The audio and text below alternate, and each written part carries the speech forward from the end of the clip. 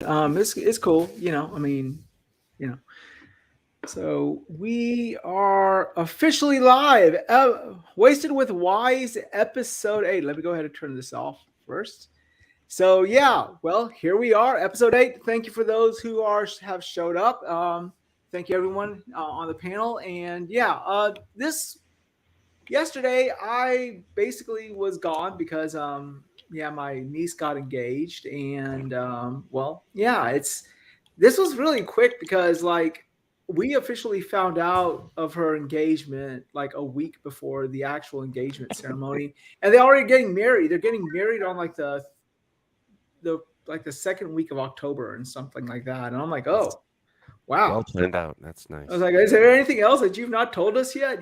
So She's pregnant. That's good times, yeah. To be honest with you, we Yeah. were thinking that Shot she that is wedding. though.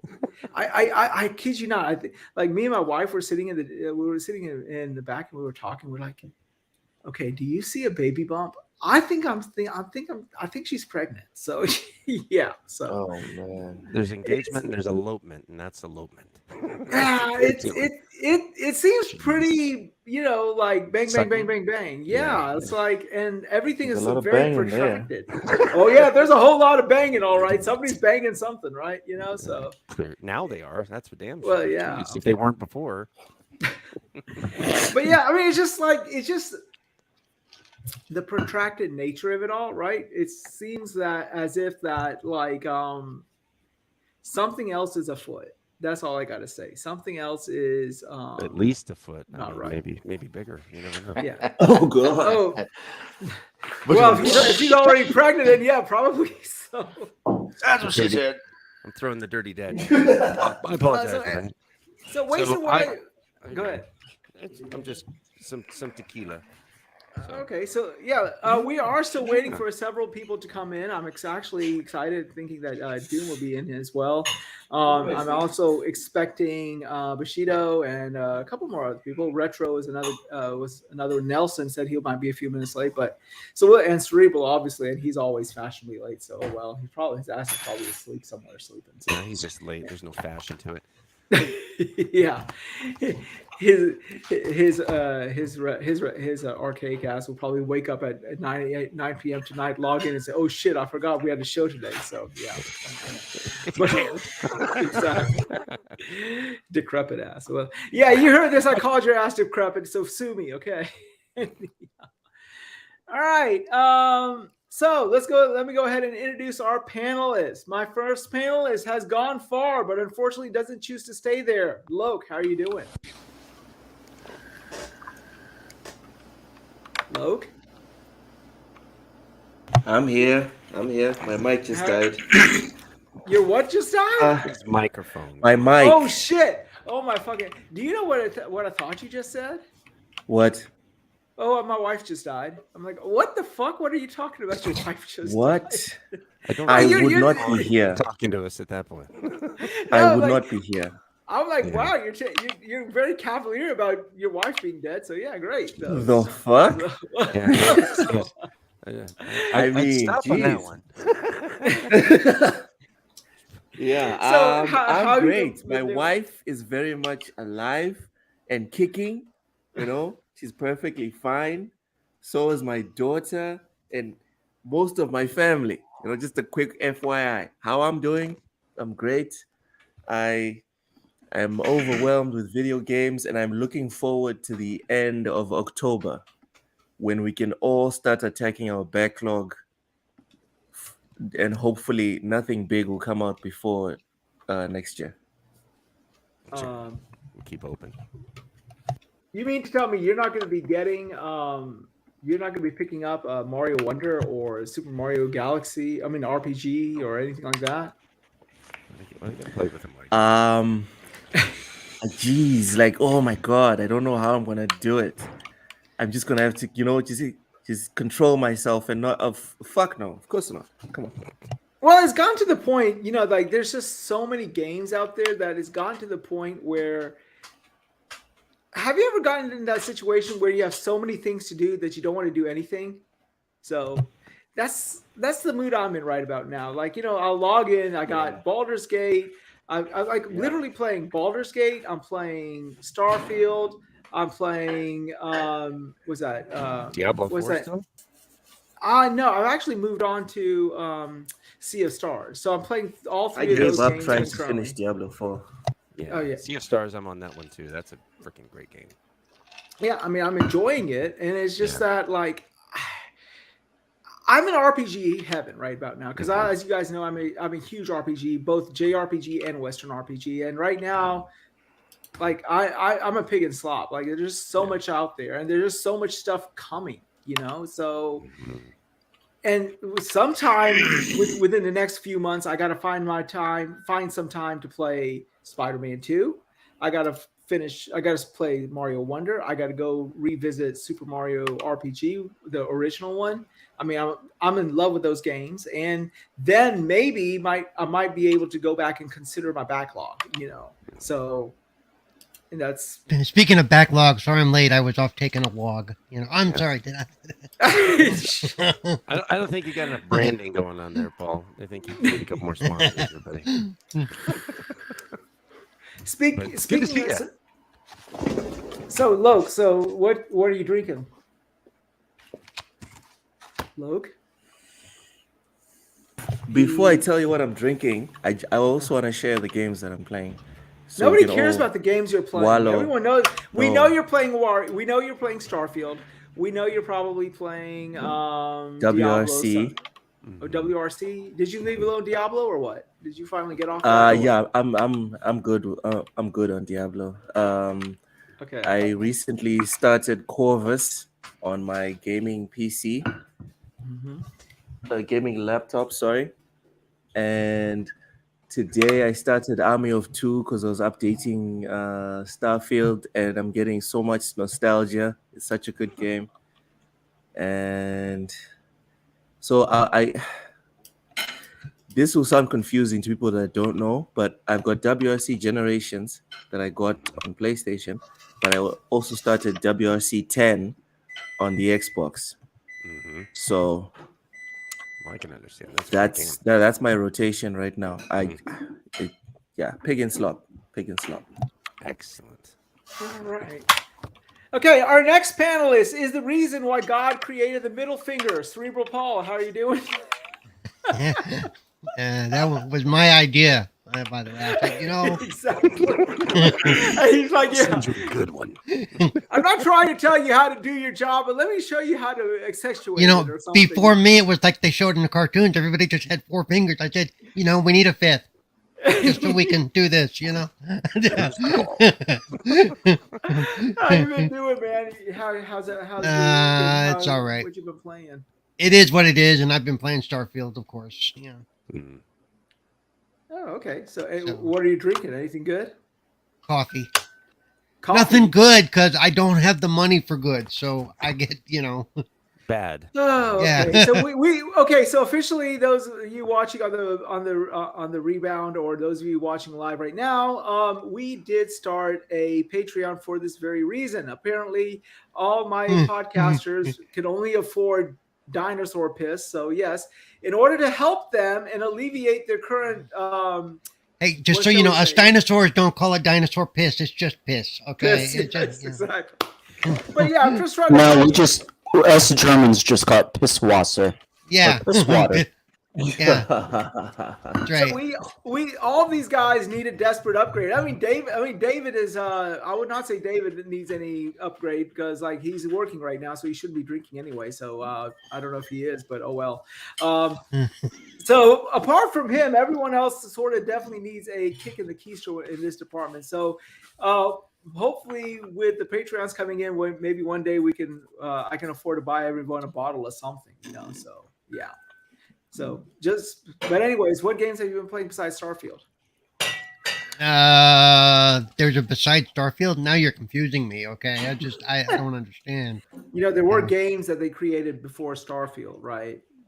Yeah. What? Those were before. This is now. I don't know what your problem is. Yeah.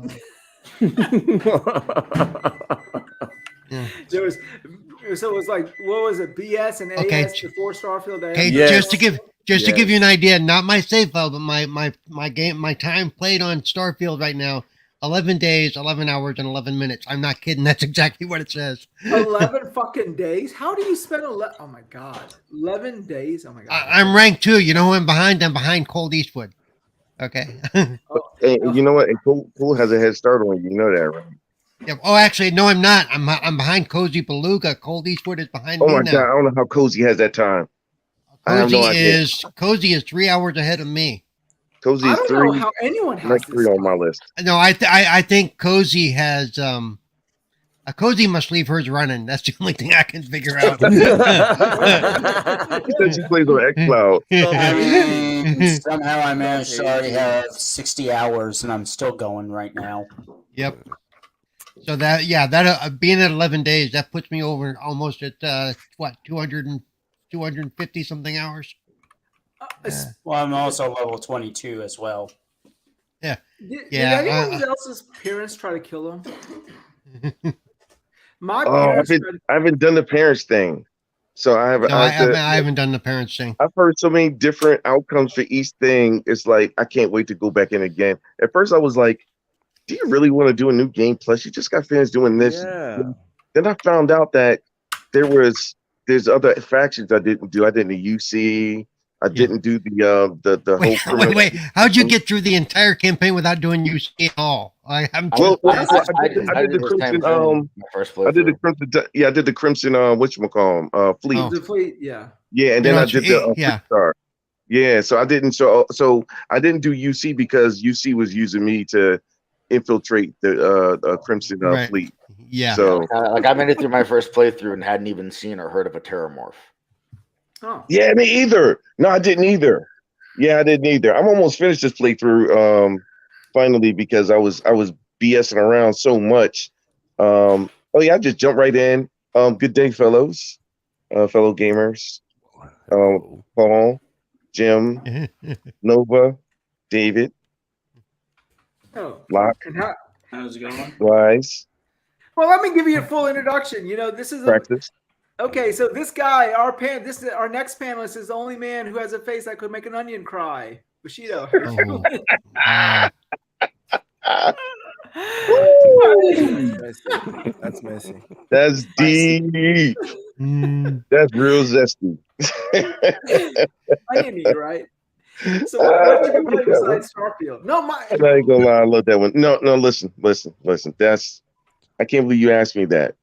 I haven't played anything else, but I know. He keeps asking people this strange question about Yeah. other games. I don't understand. It's so confused. Yeah, it's like what else am I supposed to be playing? At least until next week. Like Yeah. I can't play anything else. well, I mean, you know, there is this small little other game on the other platform called Baldur's Gate 3. It's pretty good. There's a couple That's of on the games other out there. platform though. Yeah, And it's not performing right now. Once it's fixed, but since it's coming to the series consoles, I think I'm gonna wait only because I'm hoping the version be fixed. So I'm gonna wait, but that's still gonna have to wait until I'm finished Starfield.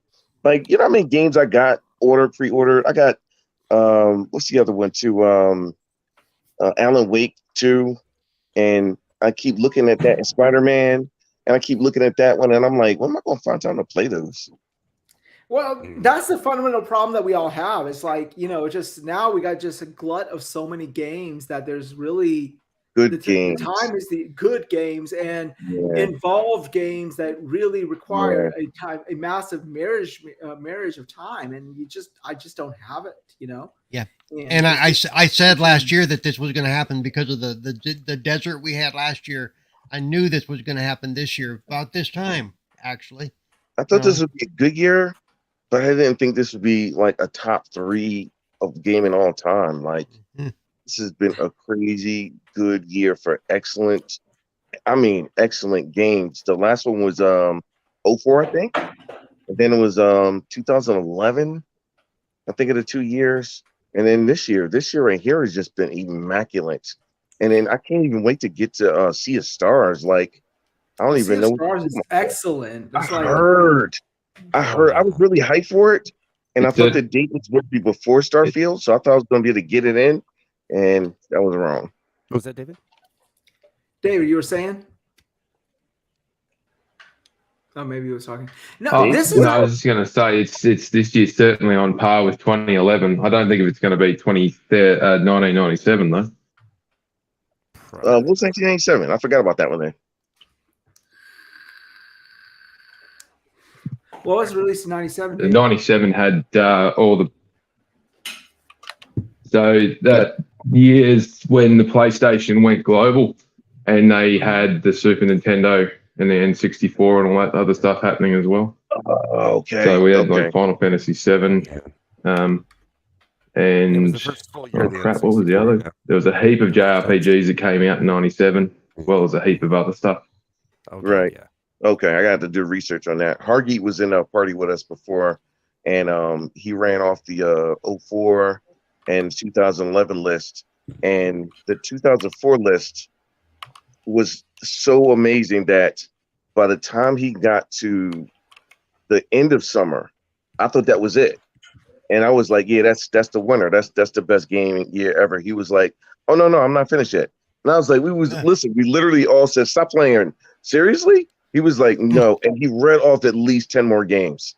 I was just befuddled, and I said I disrespected that year so much by saying this was the greatest year in gaming. No, 04 hands down has it all locked up. I gotta look at 97 though now. Thanks, Dave. Well, a lot of people mentioned 2016, and I'm like, well, 2016 was a good show, but that wasn't a good year for maybe gaming because, just because you hear about a game doesn't mean you're playing it. So, Right. All right. So, what are you drinking? Oh, you always know me, man. You know it's that Four Loko. I got a new bottle of something today. So there you go. Wild turkey. Oh, Buffalo Bill. Buffalo Trace. I heard that one. All right. Okay. Yeah. Oh, you've never heard of Buffalo Trace? No, never heard that. OG Kentucky whiskey. So it's it's not the bottom shelf; it's below the bottom shelf. It's, It's below the No, Buffalo Trace is expensive shit. Yeah, I know it's good shit. Yeah. I just got to give Wize crap. Well, I can't get My copies. God. So I just checked out 2004. Jesus. Dude, 2004 is ridiculous. What? It's got some of the best. It's like one of the This happened who of in classic 1 year? games, legendary games, all in that 1 year. Oh my goodness. Jim, you should I know won't even that. go off Jim, the list. I won't even say the list. Guys, just Google it. Check it yourself. listen, the top 10 games on that list, you would have to argue with somebody for whatever your top 10 games on that list is, because there's so many games that when we were doing it, it was like, no, this game would be my top 10. They're like, why would you not have this game and this game? Look, I think even Zelda's on there. Which Zelda I think is on Ocarina of Time or Majora's Mask? I forgot. The list is amazing, though. For 2004? Doom, what's going on, baby boy? What's going on, fellas? Okay. Hey, our brother. next, Doom. Like that PFP, man. What's going on? That PFP is hot, man. well, let me go ahead and introduce our next panelist who just walked in fashionably late. This man gives joy whenever he decides to leave. Doom, how are you doing? I didn't walk in. I'm sitting on the couch. How you doing, man? What you playing and what you been drinking? As of right now, I'm trying to play Bad Company for the fourth time because it keeps shutting off between Xbox and PlayStation. What the hell are you guys doing, man? Let's play the game. And what are you drinking? Anything good? Iced tea. That's it. Oh God. I can't drink anything. Long Island? Long Island? No. Just regular iced tea without sugar. Just what? Wow, unsweetened iced tea. I swear, I don't know what the fuck has happened to all of you guys. You guys have gone like PC all of a sudden. What the fuck, man? Oh yeah, I never drank. No, Paul, give it to him. Started. I got way too many fucking blackout nights in my history to remember, man. Literally. Yeah, I had a blackout night last night. So what are you saying? I mean, what difference does it make? I told you I would drink with you, but I don't drink $2 Chuck. It ain't gonna happen. Okay? Okay, we're gonna send this guy a bottle. I don't know a bottle of what, but we're gonna give him a bottle of something. I don't care. I don't give a I damn. can You go guys- drink if I want to. You should go. I Get just choose not to because I don't know what's going on behind me and that kind of thing. So I want to be ready He's for got to be everything. ready to take somebody to the ER as soon as possible. So, Exactly. Darth knows exactly what I'm talking about. All right. He's got responsibilities. Our next panelist is a male version of a period cramp. Supernova, how Wow. you doing? Ouch.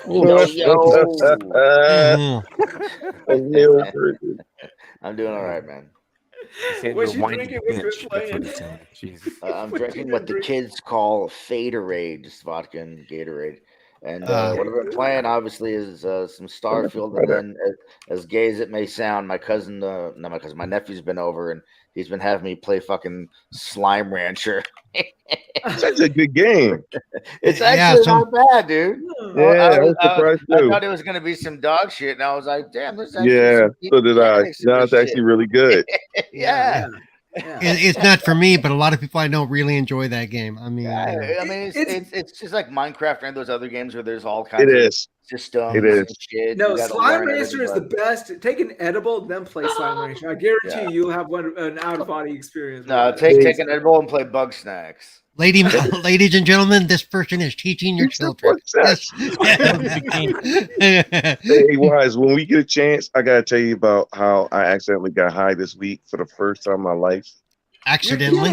You're What do you Yeah. think? I had my son came by and he's a real stoner and he had some gummies and it was like these blocks and I was like, oh snap, you got a couple gummies, huh? And I was like, since he wasn't in the room, I said, let me snag a couple of his gummies. And so I chopped them down and he didn't come downstairs for maybe an hour. Yo, I'm playing Starfield and I'm listening to music at the same time. Yo, it's just like in the movies. I was literally focused, like this is when it kicked in. It was like 2 hours later, matter of fact, not an hour, 2 hours later. And so I'm playing the game. I'm talking to my love interest. We getting to the point where we're getting real serious. Andreja. And so she's talking to me, and for some reason, I get the emotion of the scene. And I was like, she's such a sweet. You can visualize the emotion. The emotions are I'm catching the emotion of the scene, and then I'm looking at the art, and for some reason, the art, I was like, man, they did a really good job of this outline of the character, and the blacks and the grays in this. So they did a really good job. You were just going to be eating some Haribos, and the next thing you know, Yo, you found listen, I didn't even in know. the movie. Yes. You're just looking around like, how the fuck did I Okay, lesson learned. And for anybody who's listening or watching, if your stoner has gummies, do not take them. Yo, do not. No, especially if they don't look like the normal gummies either. If they squares, do not eat those. We got people that actually watch our show. What? That'll put you on your ass, bro. Yeah, listen, man. Those bad boys did. I was not trying to get up. I wasn't trying. I was literally sitting there looking at this screen, and for some reason, it felt like my body was smushed down. And I'm like, my hearing became like extra focused. And I was like, oh, this music. I'm listening to Metallica's new CD, new record. Was it 72 Seasons? So first off, turn on it. Absolutely. Listen, that's a great CD first and foremost. And if you like even like Metallica, you'll love this one. So I'm listening to it, and I'm like, man, I could really hear the bass drums, the bass guitars, and I could, man, the guitars are really sounding great. The drums, I'm going through everything. And I was like, wow, why is it sounding so clear all of a sudden? And then as I'm looking at the screen, for some reason, my headphones felt like they was as big as my head, each side. And next thing you know, I was like, yo, I think this fool had edibles and I ate them. Now you got to eat another one and throw on Dark Side of the Moon. I started tripping. No, listen, dude, I thought I was on the moon. I was zoinked. Like I was zooted like a mug. Oh my God, it lasted 12 hours too. It lasted 12 hours. And then I was like, when's it going to stop? It's not going to stop. My son was like, he said, listen, stay down here and play your game. Don't go upstairs because mom will kill me. And I said, listen, I said to him, don't you tell your mom. Your mom will kill me. I stayed down there. And listen, the funniest part was, he knew I was high because at one point I couldn't really talk. I was like, and he was like, what? I was like, but I'm saying this. I need to understand me. We talked about it afterwards, so I got to put some of the pieces together. Because I swore I was talking, and I was like, how does he not understand what I'm saying? He said, no, you was like, bloop, bloop, bloop, bloop, bloop, bloop. So I was like, all right, okay. So I started to try to like give him signals, hand signals. He said, you just flailing your arms around. I was like, oh my God, I swore I was being coherent. It was wild. It was crazy. He said, if I knew that you would at least wanted to try it, he said, I would have gave you a piece of the square. He said, I would have gave you a whole, it lasted 12 hours. Well, and didn't you say you actually took 2? Yeah, I took 2. Yes. Yes. I was lit. I mean, lit. I couldn't stop seeing. You should saw the patterns. Oh my God, I was seeing patterns every time I blinked. And it was like, and they were moving, and I was like, "Oh my God, look at those! That's crazy." Every time you visited another multiverse. Yes, as a matter of fact, it was like when Guardians of the Galaxy, and they were bouncing through the universes. It was something like that. It was crazy. Every time you close your eyes, you saw plaid. You're like, "What the fuck is going on?" Oh yeah, I was seeing different patterns, and they're all melding together. Flew past them. Okay, so I have a question. Do you want to do it again? That's the question. Yeah. If it doesn't last as long, I think I'll do. I think I do. Like, if I could get it to last like 3 hours or 4 hours, like damn, I think those gateway gummies. You're right. Those gateway LSD in the middle of it. The funny thing about all this is that Paul said the lesson to all of this is to not eat gummies from a stoner relative.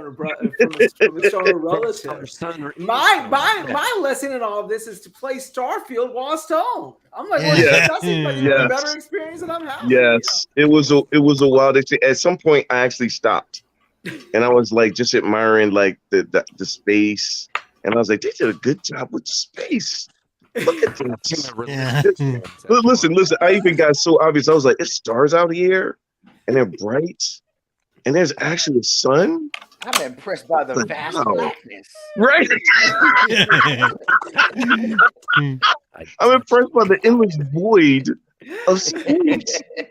Hey, did you guys notice how dark it is out there? Yo, good job by not putting shit out here in space. I think now I understand how the beginning of Hitchhiker's Guide was written. Space is big. I never knew. I'm sorry, Price. I didn't mean to cut you off. Oh, no. I'm sorry. But I never understood how people like get high at first. And then once I experienced it, I was like, okay, I can't judge them no more. I can see and feel the appeal. It was wild. And then you kind of freak yourself out at certain things. But I used to always think, person who's never been high before, I was like, well, if you know you're high, then why would this freak you out? Why would something, if you thought a bug was on you, why would that freak you out? You're high. But what it is your mind is not in a natural mind state. It is like in a world of wonderment. And so if you see something that freaks you out, you're like, oh, what is that? Like you just. So wait, the last one I'm gonna give you. So before my son comes down, I was like, don't let him see you're high. He's always known you as a straight shooter. That always works out well. That always works out well. It's like in the movies. You see how the guy will like try to be straight, like naturally, and he's the most unnatural person in the entire fucking room. Yes, I had my arms folded, but I had them folded like an X pointing downwards. And so he came in and he was like, "What's the matter with you?" And I was like. And so I'm he said, Oh my god. Nothing. he said, what's the matter with you? So I tilt my head up, but my neck like scrunched back. And I was like, what are you talking about? And he starts laughing and he said, did you eat any of these gummies? And I was like, no. No. First of all, he said I had the worst. I said the worst no he's ever heard in his life in the English language. No. I can see, how do you mess up the word no? What are gummies? Right. I don't know what gummies are. Oh shit! I Because he knows I can't. love This gummies. is so... So I says to him, no, blow, whatever it was. And so he says, yes, you did it. And I was like, all right, and he was like, how many? And so I'm trying to explain to him again. So I do it with my fingers. And so I have 5 fingers up. He's like, I know you didn't. And so slowly I start putting down 3 fingers. And he was like, his heart was pounding. He was like, he's going to die if he had 5. So I had 2. He was like, oh my God, I can't believe you high. So I said, so I was at first trying to say like, no, he still don't really know I'm high. So I'm so serious. So I said, You just said you were, but now no. I didn't. I said no. So I said no, but I said it in a way he knew I was. So I'm sitting there and he's talking. I don't know what he was saying, but whatever it was serious. And so I started, I never understood why stoners laughed. Now I do. It was nothing. I didn't know what he was saying. It wasn't anything he did. I just started going, What? and then I started laughing again, right? And it was like, oh my God, you why? And I was like, all right, yeah. So he was like, oh my God. So he's sitting there talking to me again, and I'm all zoned out. And I said, no, stop laughing. Ain't nothing funny. Ain't nothing funny. Stop laughing. And then just bust out laughing again. And he just stopped and looked at me. And he was like, oh my God, please let him live. And I laughed. Oh my God, I was dying. I laughed so many. Listen, and the funny part was before he came in a room, I think I gave it away because I didn't think he could hear me. But I heard him come down the steps. But I'm laughing before he came downstairs, right? And so I'm laughing. And then he was like, oh, he must be, because he knows I like watching YouTube clips or whatever, or YouTube or Netflix. I watch a comedic special. I love comedies. Yeah. I just was in there laughing, and it was just Starfield on the screen. But I wasn't laughing at anything in particular. So when he came in, I stopped laughing, and I was like, don't let him know. And that's why the second time I fell out laughing, because I was like, yeah, exactly, press, exactly. exactly. Everything was good. And I started laughing again, and he was like, yo, he is freaking high. And the only thing I kept thinking to myself after he left was, he better not told my wife. He better not told my wife. Oh my God, if he tells her I'm a dead, she called, right? Maybe like 2 hours later. Usually she calls me constantly when I'm trying to play the game. So she calls like 2, maybe 3 hours later. And so I answer the phone and I'm like, okay, keep it together. Hello? And she's like, hey. So she starts in, and thank God she's a talker. And so she starts in and starts telling me whatever. I don't know what it was, whatever it was, but like it took forever. And so the thing I just kept doing was like, I would throw in every now and then. I would throw in the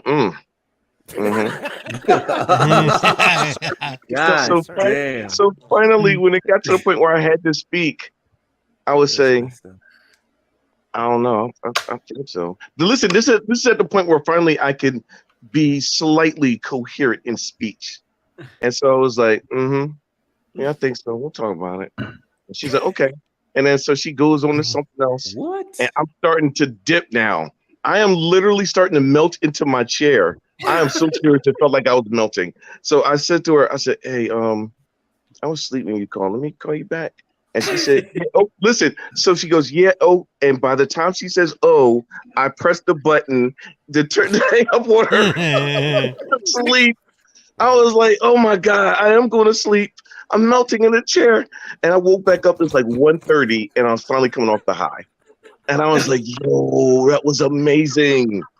But crazy at the same time. They gotta sell these with Starfield for fuck's sake. I don't understand. And I think I had my own I got high moment. Right, cracks. That's what it was. I was like, yo, oh my God. I was like, now, Set, you know. I was like, now the only way to play Starfield is high. You're not gonna get a goddamn thing done. You're gonna sit there going, "Fuck yeah!" Oh my God, that was wild. Hopefully, my wife never, ever, ever finds out about this episode, no matter what happens. Don't tell her. No. No, I wasn't on that. What are you talking about? No, it's fine. But she knows wife. Oh shit! I was just telling her, I was like, no, this is just an anecdote I heard from somebody else. Yeah, somebody. Yeah.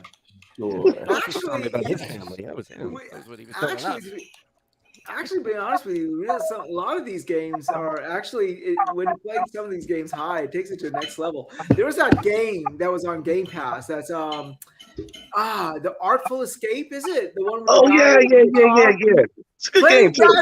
Played that shit high. I swear to you guys. Listen, I can see that game being trippy. Because it was trippy without anything. Exactly. So you can imagine what if you take an edible, it's going to take that shit to the next level. So now I'm thinking to myself, how am I going to get them from him now without him judging me? Man, they're probably legal in your state. Just go. Yeah, listen. So now it's like if I ask him, he's going to look at me like, Dad.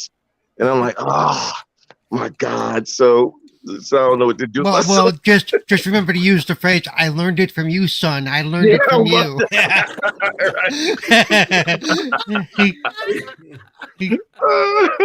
Just turn it all around on him. Just turn it all around on him. Exactly. Just flip it all the way back on him. That was a in the day.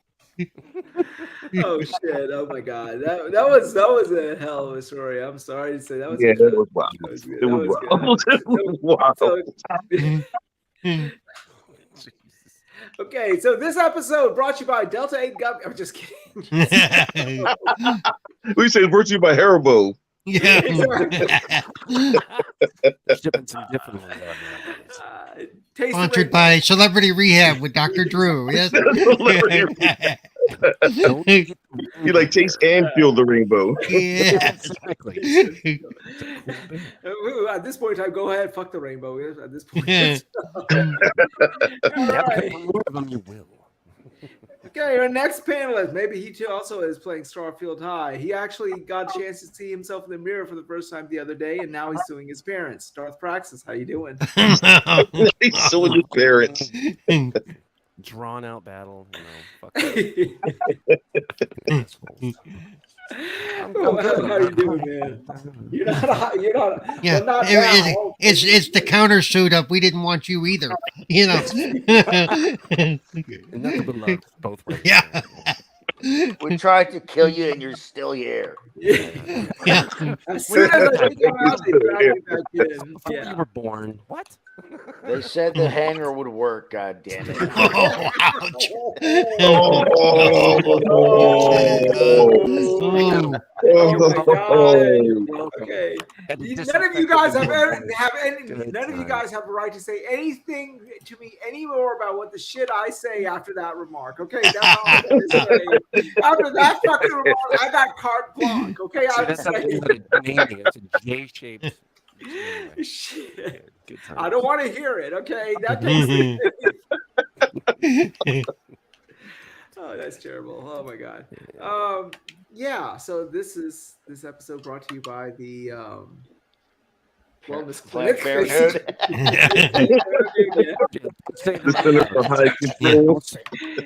And ironically enough, wire hangers. I'm just kidding. No wire hangers. Oh wait, no, wrong one. Yeah. Oh, you remember that? Us old guys remember that. Yeah. Oh, wire hangers. Okay,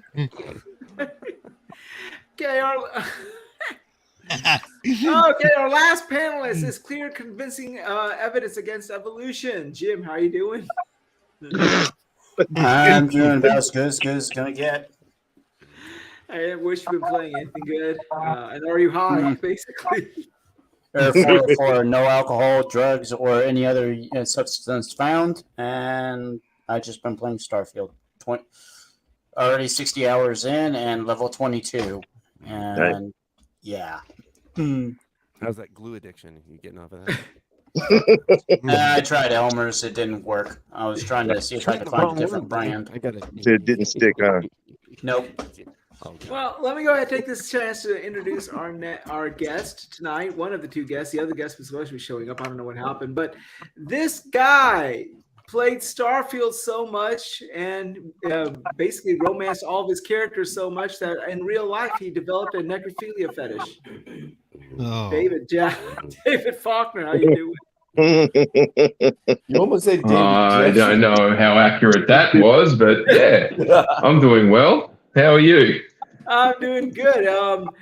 You got a lot to come off of. You know, we just heard a huge story about a guy getting high playing. Hey, listen, and the dead don't need to consent. And we've also talked about wire hangers. What do you have to say? What are your views on wire hangers? That's what we want to. Yeah, might as well. What's your view on wire hangers? Do you support? If used for what they're designed for, I don't have an issue. David is like, what the fuck? No, never again. Never again. But- Doom is like, oh my god, I got a decent guest who's actually good at talking intellectually, and you're doing this to him. What are you doing? Oh well, you know they do make pretty good radio antennas for your car if you know. There you go. Yeah, straight up did. Wait, what are we modifying into radio antennas? Wire hangers. The all-purpose tool. The all-purpose tool. Yeah, they'll get you. They'll get you into the. They get you into the car, and then you can use them for an antenna when you get the car going. Yeah, that's right. Yeah. Early shine of discipline is what I've heard. That's. And ironically enough, it can get you in the backseat of the car. And if the backseat of the car doesn't end up well, you can still use a wire hanger for something. Help yourself, can you? He's just loaded today, now. Was complaining wise, and then. So what you've been playing? What have you been playing, and what you've been drinking? Oh, I've been flat out with work, so I haven't been playing much. Spend most of my time helping my son with get through his playthrough of Kingdom Hearts 3 and some of his Pokemon stuff. That's pretty much all I've been doing. So no wire hangers in Australia. No, no, only the plastic ones. We've just been really busy with work and whatnot. So I'm actually looking forward to. And this is going to sound a bit strange compared to everyone else, but there's not a lot actually coming out that's going to land on my to play list in the next few months. So I'm actually looking forward to getting into my backlog a bit early. Okay. Well, that sounds weird at all. Not even Spider-Man 2? Oh, that's interesting. No, to be fair, I've never really been a Spider-Man fan. It's never really grabbed me. So. Well, thank you for joining us tonight, David. It was nice having you. You've been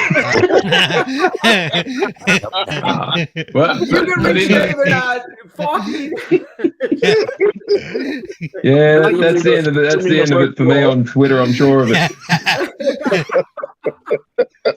No, but to say something else, probably just as controversial. I have seen a lot of people that since Starfield came out are really enjoying it, and I'm really happy that people are enjoying playing the game they've been waiting so long to get, because it doesn't happen that often. And regardless of what people's console wars thoughts are on it, if you got it and you're playing it and you're having a great time, that's excellent. That's what it should be all about. So I'm really happy to hear that a lot of the people on this panel have been having a great time playing that game. Okay, well, that's good. I mean. Well, I can understand, job comes first, it's like your responsibilities to everything else comes first before gaming. And of course, sometimes it's some days like that for me too. I come home totally dead tired. And the last thing I want to do is start, investing gray matter and try to think about, what I'm going to do in a game. And I don't want to play anything. I just want a passive experience. So I just watch TV. So anyhow. All right. A passive experience, does that mean that you're a bottom or? Ooh, Wow. Hey, wait, I want to know the answer to that one. No. That means I put a battery in the fleshlight. That's what it means. So. And inflated too as well. So there you go. All right. Our next guest is, well, this guy really needs no introduction because he's not worth any introduction. Nelson, how wow. I've been playing Sea of Stars, but yeah, I agree with you. Drinking anything good? No, I just got done smoking food. That's why I'm usually late, because I'm in the north, so it's pretty early here. If I start dinner any earlier, I'm going to have to feed the damn kids again before they go to bed. So you're smoking food. Are you smoking anything else? That's what. No, I get paranoid. I start looking for cops. I start having flashbacks of when I go to jail or something. But you don't want to know if you're smoking anything. That's why I quit drinking in the first place. I have an allergic reaction. I break out in handcuffs. What? That's good. I never heard that one before. That's good, man. I'm stealing that shit. Yeah. All right. Okay, so let's go ahead and get into our topics. Our first topic: there was a shitstorm with Unity going on this week. Unity. Apparently, they basically came out with their new model, if you will, and they want the developers to pay for every time their engine is downloaded. So every time you download a developer's game that uses Unity, the developer has to pay Unity some royalty fees. And obviously this really did not go well, especially if you have games on Game Pass or any other subscription service that is downloadable. And yeah, so there was a shitstorm. And why would anyone be surprised? Because guess who's at the helm of Unity right now? Don Ricchetto. Well, I can't. The guy who wants to charge us for bullets. Exactly. You know what they sound like, bro? They sound like that bitch that's playing Snow White. That's like, if I have to stay in a dress for 18 hours, I'm entitled to get paid for every hour the movie's streamed. And it's like, no, you don't. No, you fucking don't. You signed a contract to play that bitch for fucking X amount of months in the movie. They paid you millions of dollars to do it. You're not entitled to shit after that unless you fucking negotiated it. So shut the fuck up. That's what they sound like. Now they want you to fucking pay for downloads. Fuck off. This is the same guy that told devs they were idiots if they didn't want to do microtransactions. If they didn't monetize every game, yes. Yeah. Yeah. They think the developers are dumb. Unreal is allowing people to use fucking UE5 for free until they make like their first $1 million. Like, why would people just not say fuck? That's Unity. what I'm saying. It's gonna kill. It's gonna kill Unity because all these indie devs are gonna be like, well, fuck that, and that's who mainly uses Unity is indie devs. John Drazy actually commented on when I posted an article, and he's an independent developer. I think he's got like 2 or 3 guys working for him, and he was like, this really sucks for us because Unity's easy to use for them. And it was fairly cheap, and now they're like, well, moving on. Yeah, and those that are in the middle of a project, they're kind of stuck with it until they're finished. They have to, they can't just, change up this late, because that's expensive. That's expensive, and that's expensive and swimming on their part too. I remember asking Agent Deli about that. Every engine has a bit of Unreal in it. And so I was asking about Unity. This is before this, and actually I think this was about the Halo thing and about switching the slip space to UE5. And so so we were talking about it, and so he got into the point of depending on what aspect of what grade it is. I forgot how it goes. There are pluses, there are minuses that go with the way it's it up or something. So it was saying that depending on which one's which, and so we're saying Unity actually can be switched over to UE5 fairly quickly, depending on the size of the team and the project. But the thing is, the time frame he gave me was anywhere from 6 months to a year, and I was like, yeah. And so when we talked about this on the other part, it's like, man, that's adding another year possibly. That's a lot of money for a fairly large team. It is, yeah. So depending on how large the team is and how fast they can work and how much experience they have with it, this could really, really put a damper and hurt on, any chance of development. Listen, and also to look at this year. Some games had to be pushed back to this year, and some studios are putting games to next year because of how big this year is with games. So imagine you having to put your game in this year. Yeah. You drop it in between like two big titles like Starfield and Spider-Man. You have to drop it this year. Like you'd be screwed. So it costs you money 6 ways to Sunday. So yeah. Well, they've been getting death threats, Ricochet and No. The death threats came from inside the house. The death threats were from one of their own people. Oh my God, exactly. You're such a well of knowledge of movies, man. I think a lot of guys let that go over their head. The stranger calls. Yeah. But my angle on this, and David, I want to bring you into this because you may be able to shed light on this situation better than because of being an expert in this or looking into this as well. In any business or in any venture, competition is key because competition is what spurs innovation. And for a minute, sometime back, Unity and Unreal were neck and neck into their adoption rates back at the beginning of it all. Now, I mean, ever since the Unity's was sort of sold to these venture capitalists and now they're doing this thing, we can see that Unity is going to fall to the wayside, which means that for indie developers, like who needs an outside engine, really the only option would be UE, right? So that means that sort of Unreal gets a de facto monopoly. And so just what do you think about all this? Yeah, so that's the consequence of, competition is healthy, but at some point, there'll be all these other ones that'll fall by the wayside and eventually you're left with two and then one can't keep up with the other. And as it slowly turns towards one beating the other, you need to make sure that, it doesn't take off in that manner, or the one that's running second doesn't do something stupid like what they've done now and basically just commit business suicide. The problem that it will be is, there's a few different problems at play here. The restructure for the revenue piece isn't driven by the console, including PC development. It's driven by the stupid amount of indie developers and other major developers that use Unity for doing mobile games. Unity is one of the top used mobile game engines because it's plug and play and off you go. Right. So they've got huge amounts of exposure and expenditure on that side where they're not getting anything back from it. So what they've attempted to do is plug that revenue hole because they're losing so much there.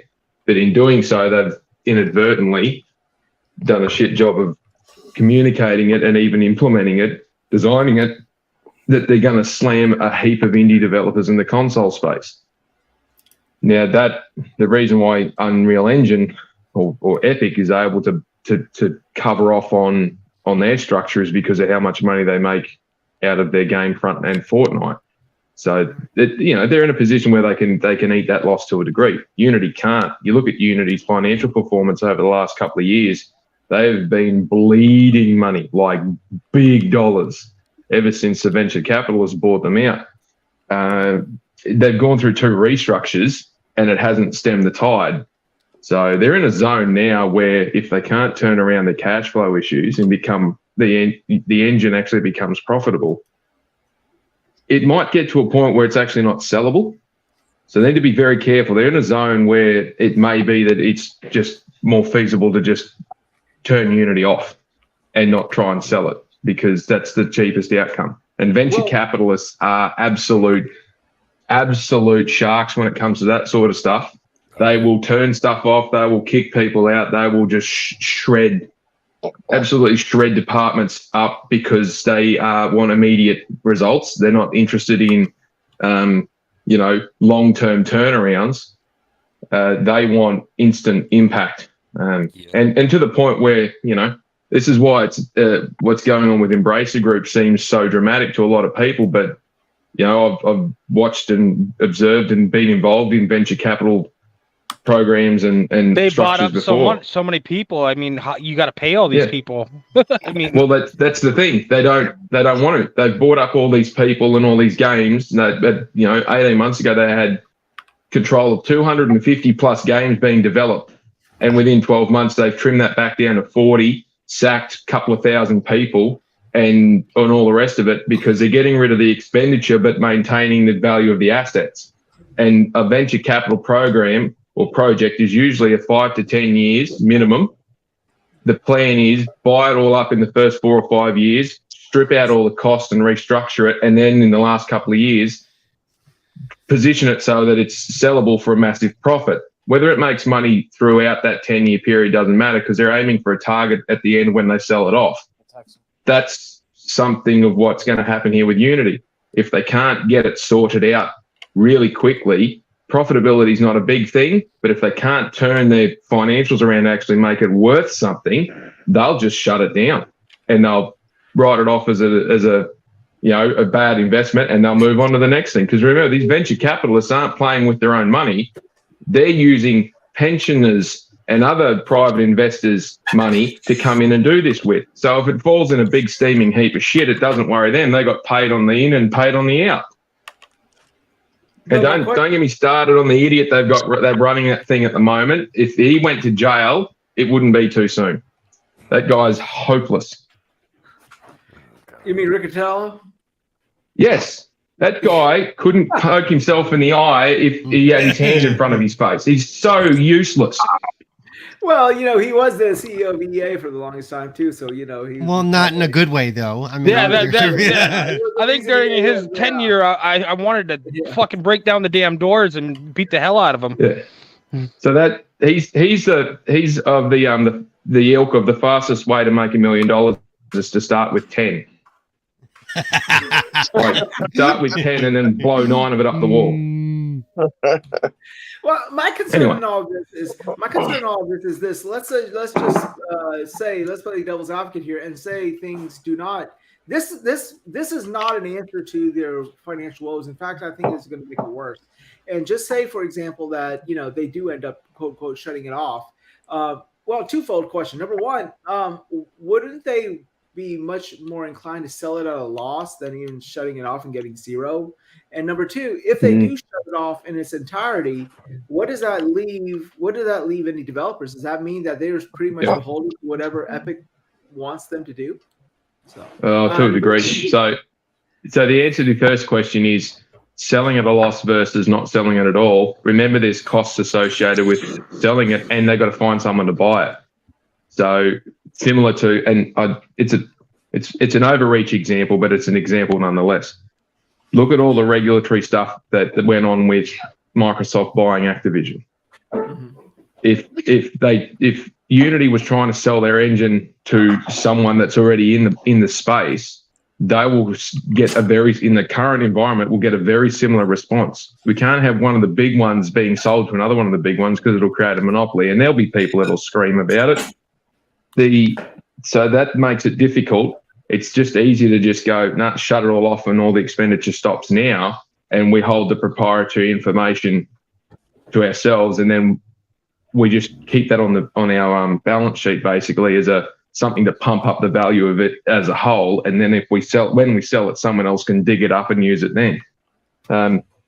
So it depends on if they can find someone to buy it, because it won't be, Microsoft won't buy it. Would be very stupid to buy it. PlayStation won't buy it. Apple probably won't buy it, because these guys have already got all their stuff lined up. Epic won't get it. I'm struggling to think of any other current major publisher that would want to pick it up. And then so now you're into the area of, well, we've got to sell it to someone who's got money. Unless somebody's going to start up a publishing arm and take over the game engine, there's only 3 that I can think of off the top of my head. Nobody else will touch it other than another venture capitalist, and they won't invest money in it unless they get it stupidly cheap, which would mean that they'll lose a valuable asset. So the first one, that's the complex answer to the first part of the question.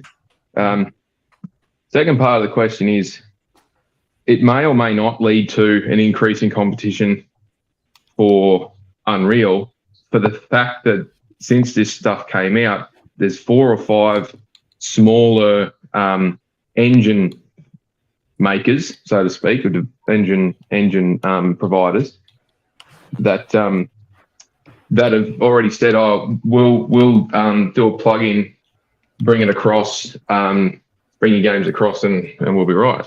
So, what that may mean is, like, there's a guy here in Australia, in Melbourne. Him and one other person built this gaming engine called Hazel. He's got a YouTube series on it. It's a pretty unique thing. He worked for EA and he's worked for a couple of others in using Unity, so he knows how Unity works from a detailed position. The churno? And he's already, so he's already come in and said, he's already come out and said the other couple of days ago that they're going to build a plugin so that you can, if you're in the middle of making your game and you're a small developer, depending on the size of the game, obviously, you can bring it over to Hazel and he won't charge you for the conversion, but you just pay the flat fee to use Hazel and then off you go. So if we've got heaps of indie developers and there's 4 or 5 indie engine makers as well, there's an opportunity there for Unity to just fracture out into these other engines, and then they just naturally become popular by volume, and then those smaller ones can grow. Now, is that going to be an immediate competition to Unreal Engine? No, but it will make have second tier options there, where Unity currently is probably going to lose a lot of those people. They'll naturally fall down in the second tier, and it will then exist similar to like your AA game studios. They exist, and they exist quite well in that zone.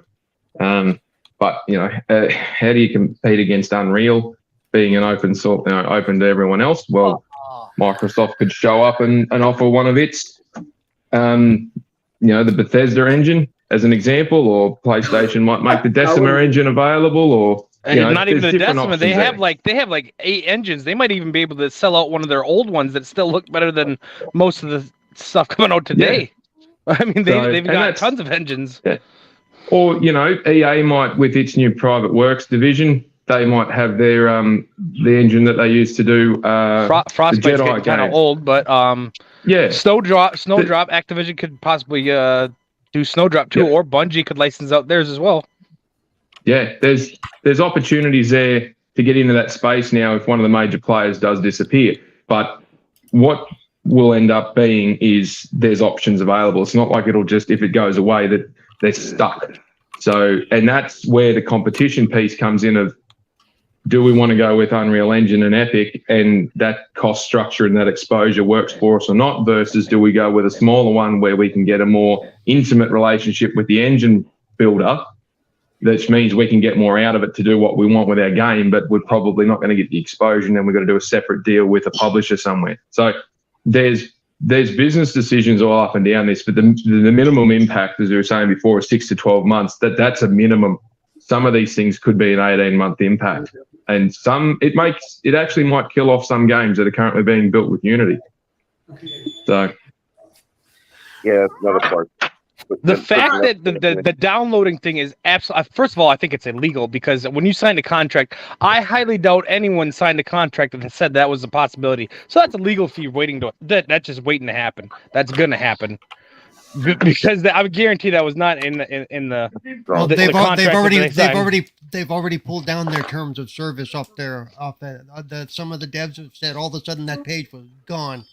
So I bet you they did. They're probably trying to hide it. Yeah. When they're saying that it's all retroactive as well. But anyhow, does anyone else have anything to say about this other than this being a really bad fucking move and possibly? It's crazy. There's some games I've really downloaded 10 to 15 times. Think about that. Dude, what's up? Well, I was going to sit there and say, and whoever wants to chime in on this, but with the developers, them going and re-downloading and things like that. Just like me, I mean, I've never played a Unity game until I think it was like last year, until I started playing a lot more indies and everything. And then the indies I've been playing are basically they're using in the Unity. Now all of a sudden, and people complained about Game Pass going up. People have been complaining about the Sony thing. how they just hiked up the prices and all that stuff. Now all of a sudden, those games, which a bunch of them are in both of those services, now they're going to charge both, Microsoft and Sony for that. Both platform holders for all those downloads too. Yeah, That's millions. What do you think they're going to do? They're going to go and they're going to up their price again. Right. So I mean, this basically screws everybody. Everybody is screwed with this, with this guy doing what he's doing and all that. Yeah, I don't think he's going to get away with it.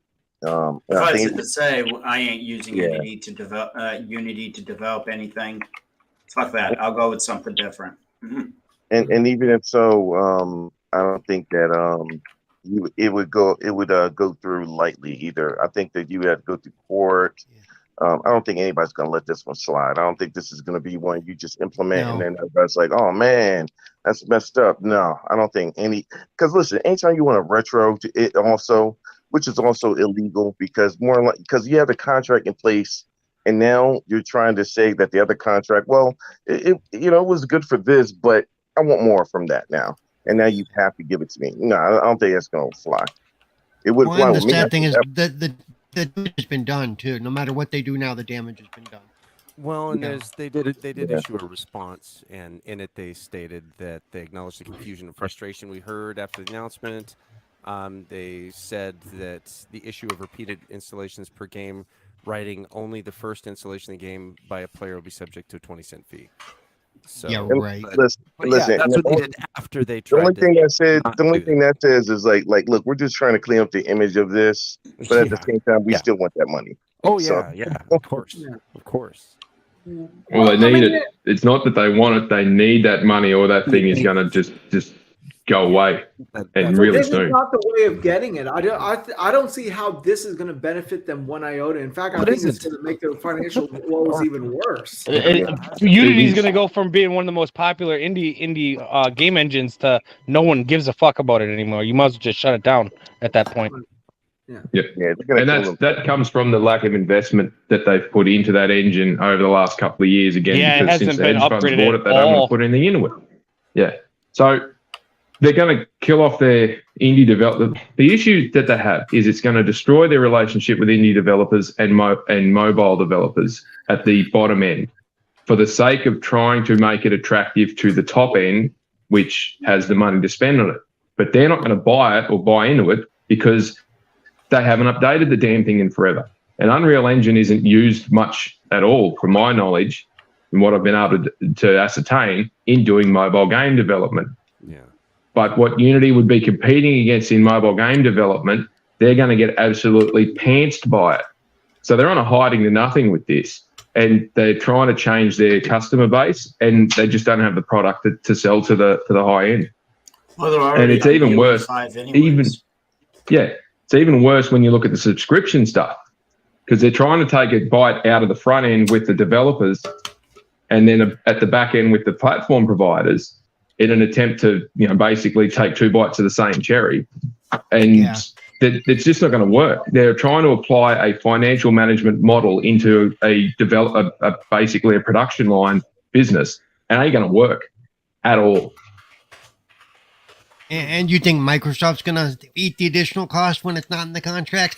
No. They're going to tell them they're going to tell them to fuck off. It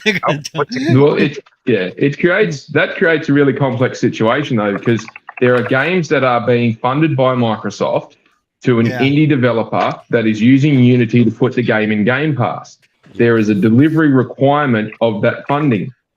Yeah. Now, if a third-party provider is causing a delay, who do you think is going to yell at the third-party provider first? The one that's stumped up the cash, or the one that's trying to deliver on that money? It'll be the one that stumped up the cash. So if this idiot thinks he's going to beat Microsoft and PlayStation and Nintendo and Apple and all these other major platform holders, he genuinely needs to be committed. That guy's certifiable. All at the same time, too. Not just one at a time. You're going to be taking on like 250 of the top 2,000 lawyers in the fucking world at the same time. The lawyers are going to rub their hands together on this one. They'd be lining up right now for a payday. Well, there's a quote from the developer for Cult of the Lamb. Literally says, it's a tweet. Literally says, "Buy Cult of the Lamb now because we're deleting it January 1st." Yep. Oh, wow. That tells you just how serious the indie developers are about this. They're like, "What the fuck? No, we're done." So. Well, I mean, this is going to be really interesting to see how this pans out, and I really feel bad because in the whole sense that, yeah, I mean, Unity, it's been a while since it's been like on the top tier of game engines, but I think it could have really held its own if people sort of invested it correctly into it. But now this is definitely, I think this is the last throes of this engine anyways. And as you said, David, I think what's going to happen is free market's going to sort of take care, and like some of these smaller ones are going to come up and basically ascend to where Unity is now or was at one time. So anybody else have anything to say about this? Yeah, fuck Unity. All right, yeah, fuck Unity. All right. The next one, Immortals of Avium studio laid off nearly half of the staff this week after release. Now, this is the thing that bothers me about this game. I was really excited about the gameplay that they showed, and it's just that it was just it's been released at a very bad time. I mean, I just don't have time to play the games I want to play, let alone a game. There's so many good games out, and from what most people have told me, it's not a bad game. It's a good game. It's a very good looking game, but there's nothing that sets it apart from anything. So it's like a 7, you know. And with all the competition out there right now, it's hard to keep up. Well, and also this is a single player game through and through, and so I hate to say this, but this is also like giving EA fuel to their fire. That, oh yeah, look, it's a single player game. That's why it's not doing so good. No, it's not. It's a single player game that's not doing good because of when it was released. You know. Tell that to Dead Space. Look how much our remake sold. Yeah, Starfield's a single player game. A fuck ton of people are playing it. Spider-Man's a single player game. A fuck ton of people are going to buy it. Hogwarts. It has nothing to do with being single player. It's if you make a single player game that people want to play, they're going to fucking play it, and they will choose it over other games. If you make one, even though this looks interesting for me personally, it started to look repetitive. Like the trailers, I'm like, that looks cool. It's definitely a little different, but it looks like it would get tiring or boring really fast. So I skipped on it. What game is this? The initial trailer looked good. This Immortals of Avium? Yeah, it's basically a first-person shooter with Doctor Strange magic. Yeah, it's one of those games that for most people probably feel like I do. It's a $30 down the road when I have time game. That's exactly what it is. That's exactly what it is. I never heard of that game. Didn't even know it came out. Yeah, it's worth noting. Sorry, it's worth noting. This isn't uncommon across anything where you're building something. Once it's built, once it's delivered, a couple of weeks after it's settled, usually hard. People working construction, it happens all the time. You finish building it, you've tidied it up, painted it up, and then you're all laid off, and then you go to the next one, or you go to the next one. So it's not uncommon in any kind of software creation, building or whatnot. Once a project's done, that everyone sort of takes their final pays and goes to the next job. What I do think, from my perspective, is a bit of the journalist has got this really poorly worded and probably misguided as well, is that the people got sacked because the game didn't sell well, or the people got sacked because the game is only a 7 out of 10. Like, no, they were going to get laid off regardless because the project's finished. What it tells you is that this game doesn't have any DLC or any expansions or anything major planned beyond the next 6 months of just making sure that's working well. And they probably don't have the next game planned.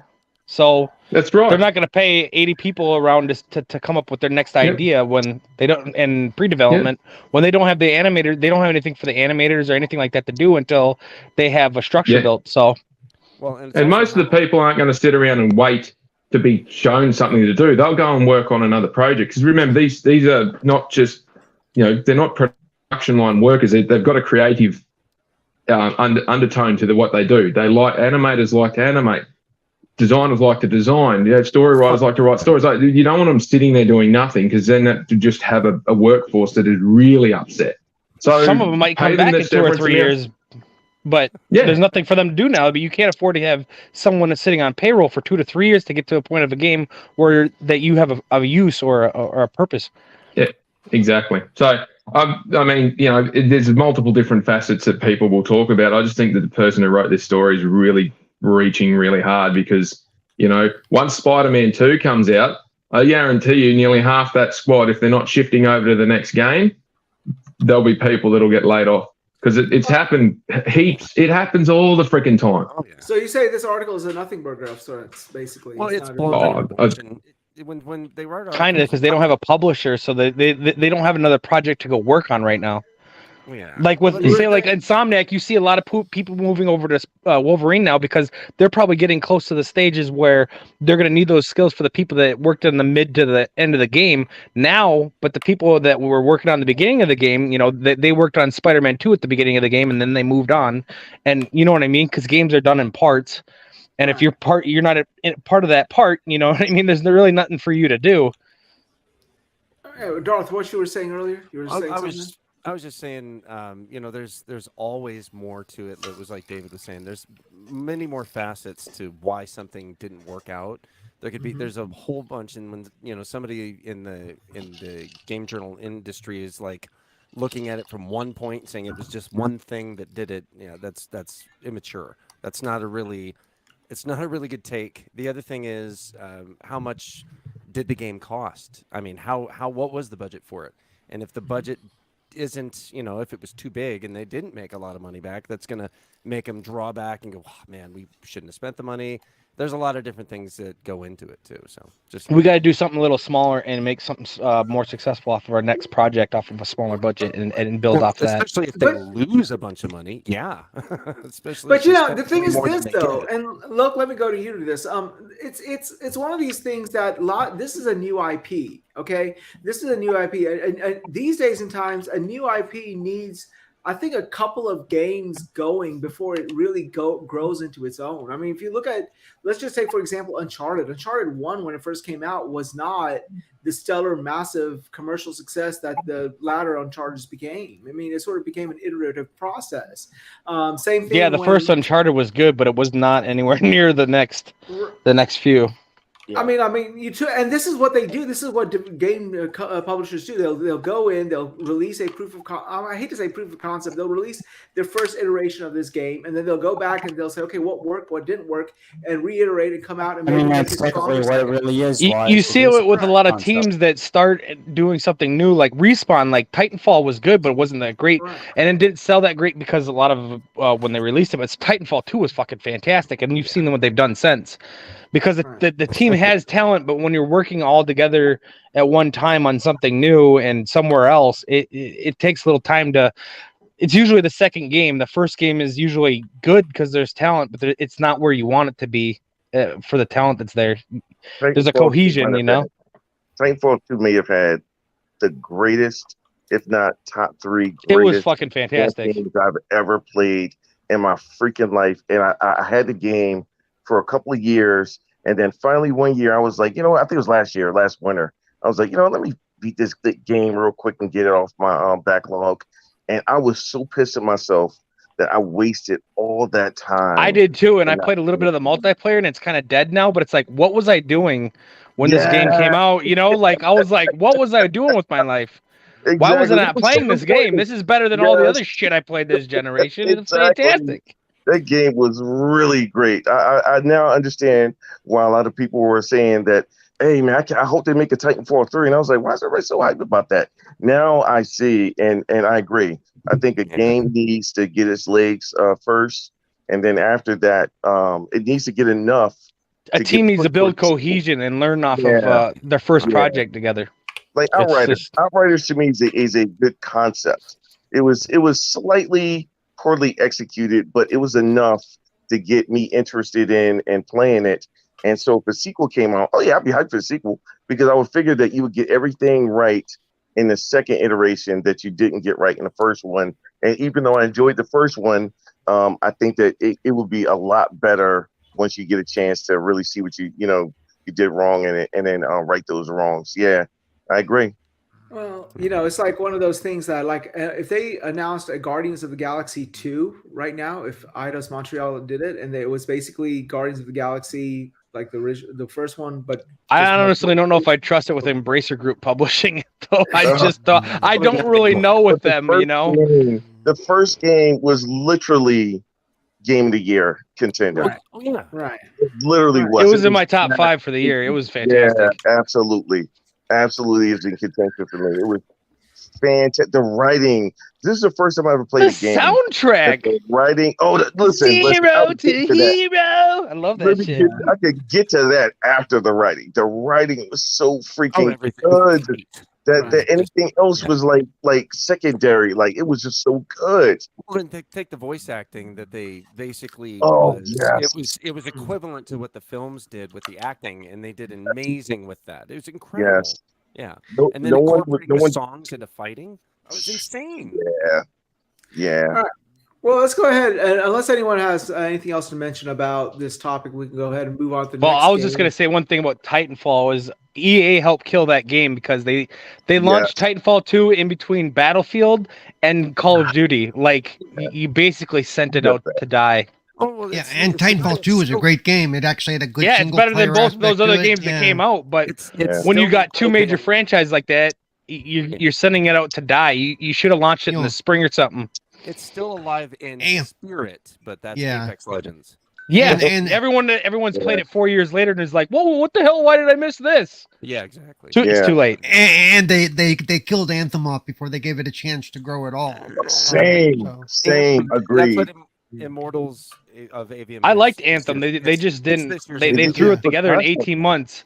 If they would have had a better a plan ahead of them, because they worked on it for 4 or 5 years, but all the developers that I've seen and read articles on said it was thrown together in 16 months because they didn't know what to do with it. They just wanted to make an Iron Man thing, and they had no direction. Oh yeah, it was an amazing flight.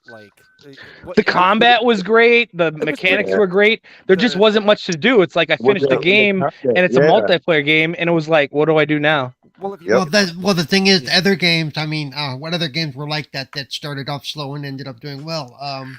No Man's Sky was like that. There was nothing to do in No Man's Sky when it first launched, and they gave it time to grow. And look at it now. You know, there were things that they did with it that were kind of integral to the way the game worked. When you collected your weapons, the problem with the variety kind of disappeared, and it felt like everything was cookie cutter, including the enemies. And like you said, it's something that they should have continued on, but because of how it started and it didn't take off like they were expecting, EA kind of does that, and then they just cut bait and ran. Where we're done, that's it, we're out. And so, unfortunately, that's what happened. Hopefully, it looks like that's maybe what this is going to happen with this, but I hope not. It looks like a good game. It may be a little boring in some ways, but I've seen a couple of. I don't own it, but I know a couple of good streamers that I trust that I see playing it and have gone through it considerably. And like I said, to me, it looks like almost like a Destiny where your warlock is using their powers instead of guns the whole time. So it's actually interesting to me because I'm a Destiny person. But anyway, Fabrizzle's in the chat. Fabrizzle, how are you doing? Nice seeing you and having you coming out and supporting us. Let me go actually to Loke on the next topic. So there's a game. Hey, Wize. If I can get a word in. Yes. Wize. Oh, Luke's still here. Let him talk. What Doom? What? I'll be right back in a couple minutes. All right. All right, go ahead. Yeah. All right, so there's a game that's coming out very soon called The Lies of P. Got an 81 Metacritic score, but people who've played it have said that this is Xbox's Bloodborne. Look, I want to go to you first. Any interest in this game, and have you read anything about it? Have you seen anything about it? When are you peaked or whatever? I'm confused. This game is not coming out on PlayStation? Yeah, shut up, Loke. Yeah. No, I'm serious. Like, I know it's going to Game Pass, but it is going out. Yeah. Yeah, it's coming out on PlayStation. Yes, it is. It's coming out on PlayStation. Yeah. So why would someone say that this is Xbox's Bloodborne? Because it's on Game Pass, right? Because it's on Game Pass, yeah. Yeah, but Bloodborne's not on Xbox.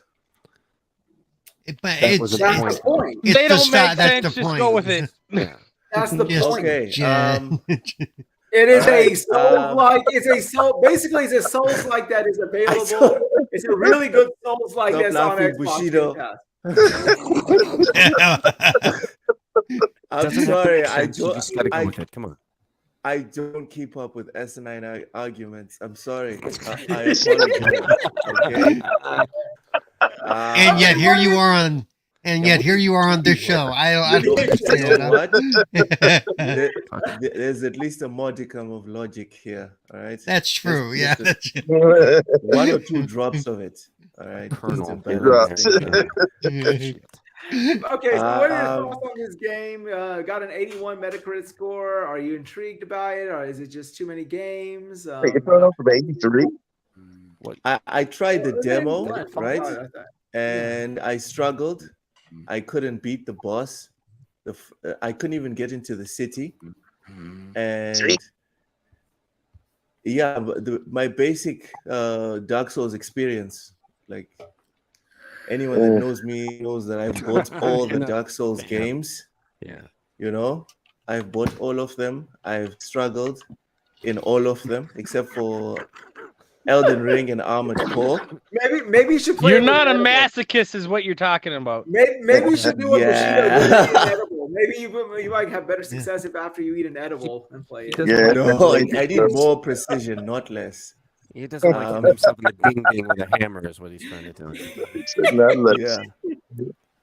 Yeah, but in general, I'm not feeling the game. I'm just. I don't even think it's worth installing in my hard drive. So many games coming out. Metal Gear is about to launch. Oh my god! I was waiting. Why'd you have to make me horny? I was goddamn waiting. I was waiting for that shit. How is this bastard gonna sneak in Metal Gear and one of this? You know what? You know what? Though, Loke, that helps me because you are a Souls player, and I asked on my Twitter feed if this is a really if it's Elden Ring meets Pinocchio, and if it is, I'm probably not going to try it on my feed on Tuesday because it would be 2 hours of me yelling at my console. You know, I don't think it's worth when you stream your anyways. time. That's when you stream anyways. Whatever you're streaming at the console for 2 hours. No, but it does play to my point that I call my show what I call it for a reason because it is about gaming differently and having a disability. And I realize that some games are going to give me difficulty, but if I go in knowing that the game is going to, if I'm going to spend 2 hours not being able to play it, that's not a good, I'm just going to, I'll just say that on the show and play something I can enjoy a little better. Yeah. If I'm not having fun, the viewer's not having fun. And any of us who stream know that. Invest in a bleep button. I'll have fun. That'll be fun. All you're gonna hear the whole time is beep. Yeah. We don't know if he's talking or is he's talking to Morse code. Beep, beep, beep, yeah. beep, beep, beep, beep, beep. Yeah. Yes. Yeah. All right. Let's see. I think I set the dogs off. Well. Yeah. Anybody else have it? Super, do you have any takeaway for this game? Any interest? I guess that's a no. Yeah, not me. Okay. What about you, Darth? Anything? I've already preloaded it, so. No. I'm joking. I'm so hyped for that game. That's the only game that I think that I'll take a break from Starfield for. I've been looking forward to this game since it was announced. You should step back and try Sea of Stars. Just saying. Oh no! Oh my god, it's amazing! I'm playing it right now. Yeah, I'm waiting to finish it till after this because my son wants to see the ending because he spent a lot of time reading and he's very invested. So I'm not allowed to beat it until he sees it. Oh man, I hear it's amazing though. On this game, it's so good. All right, so the next topic is a little bit not really totally, I guess, game centric. It does have games topic that relates to games and stuff. But as you know, this month is Techtember because this is when all of the is somebody snoring? Yes, who is it? That'd be loud. Yeah. Somebody fall asleep? Holy crap. Exactly. Oh yeah, it's the middle of the night for him. Who's that, Jim? It's not me. It's not me. Oh. Also, it's not the middle of the night. It's early morning. All right, so anyhow, who's snoring? Okay, anyhow. I think it's so this week, of course, it's definitely locked. That's definitely locked. It's locked. Oh, fuck off. Oh, Lock, you are weak. Oh, I'm sorry. This motherfucker. All right. He's going to start talking in his sleep in a minute. Apple. Yeah. Now, Apple announced a new phone for this year, iPhone 15. Surprise, surprise. New chip in that phone is the A17 Pro, which is ironically enough the first time they included a Pro in their phone, their Pro phone models. In their phone chips. So they've done it for their computers, but not for their phone.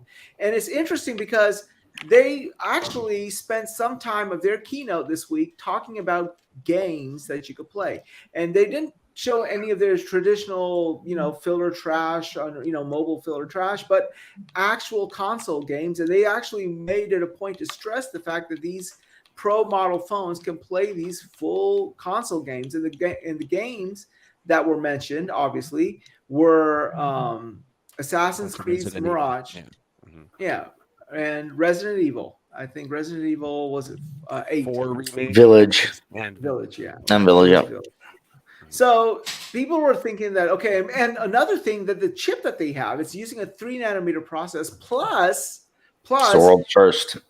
Plus it also has ray tracing in it.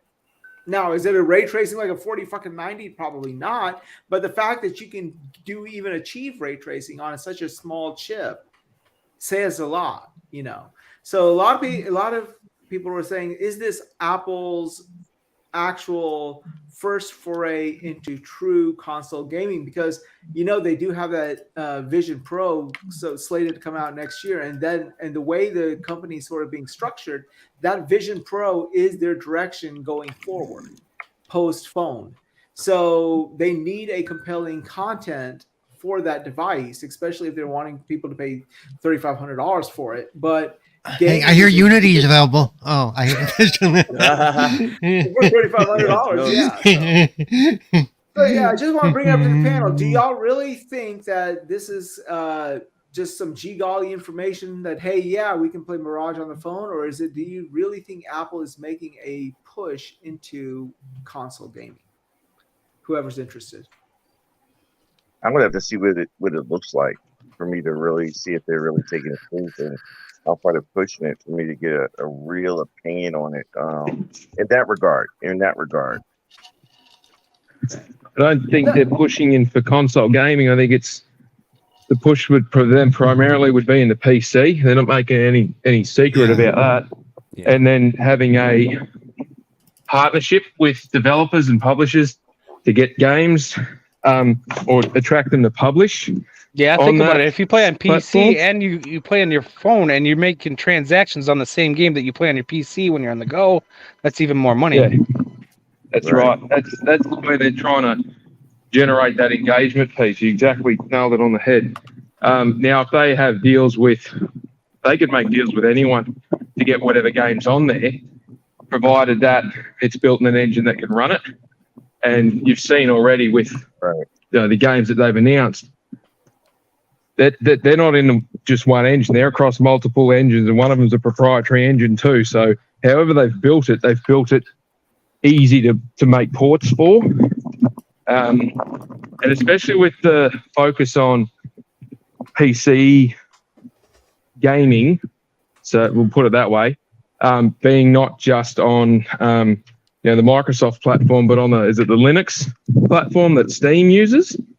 Yeah, can't remember now. They're developing that to go and work on the Apple Mac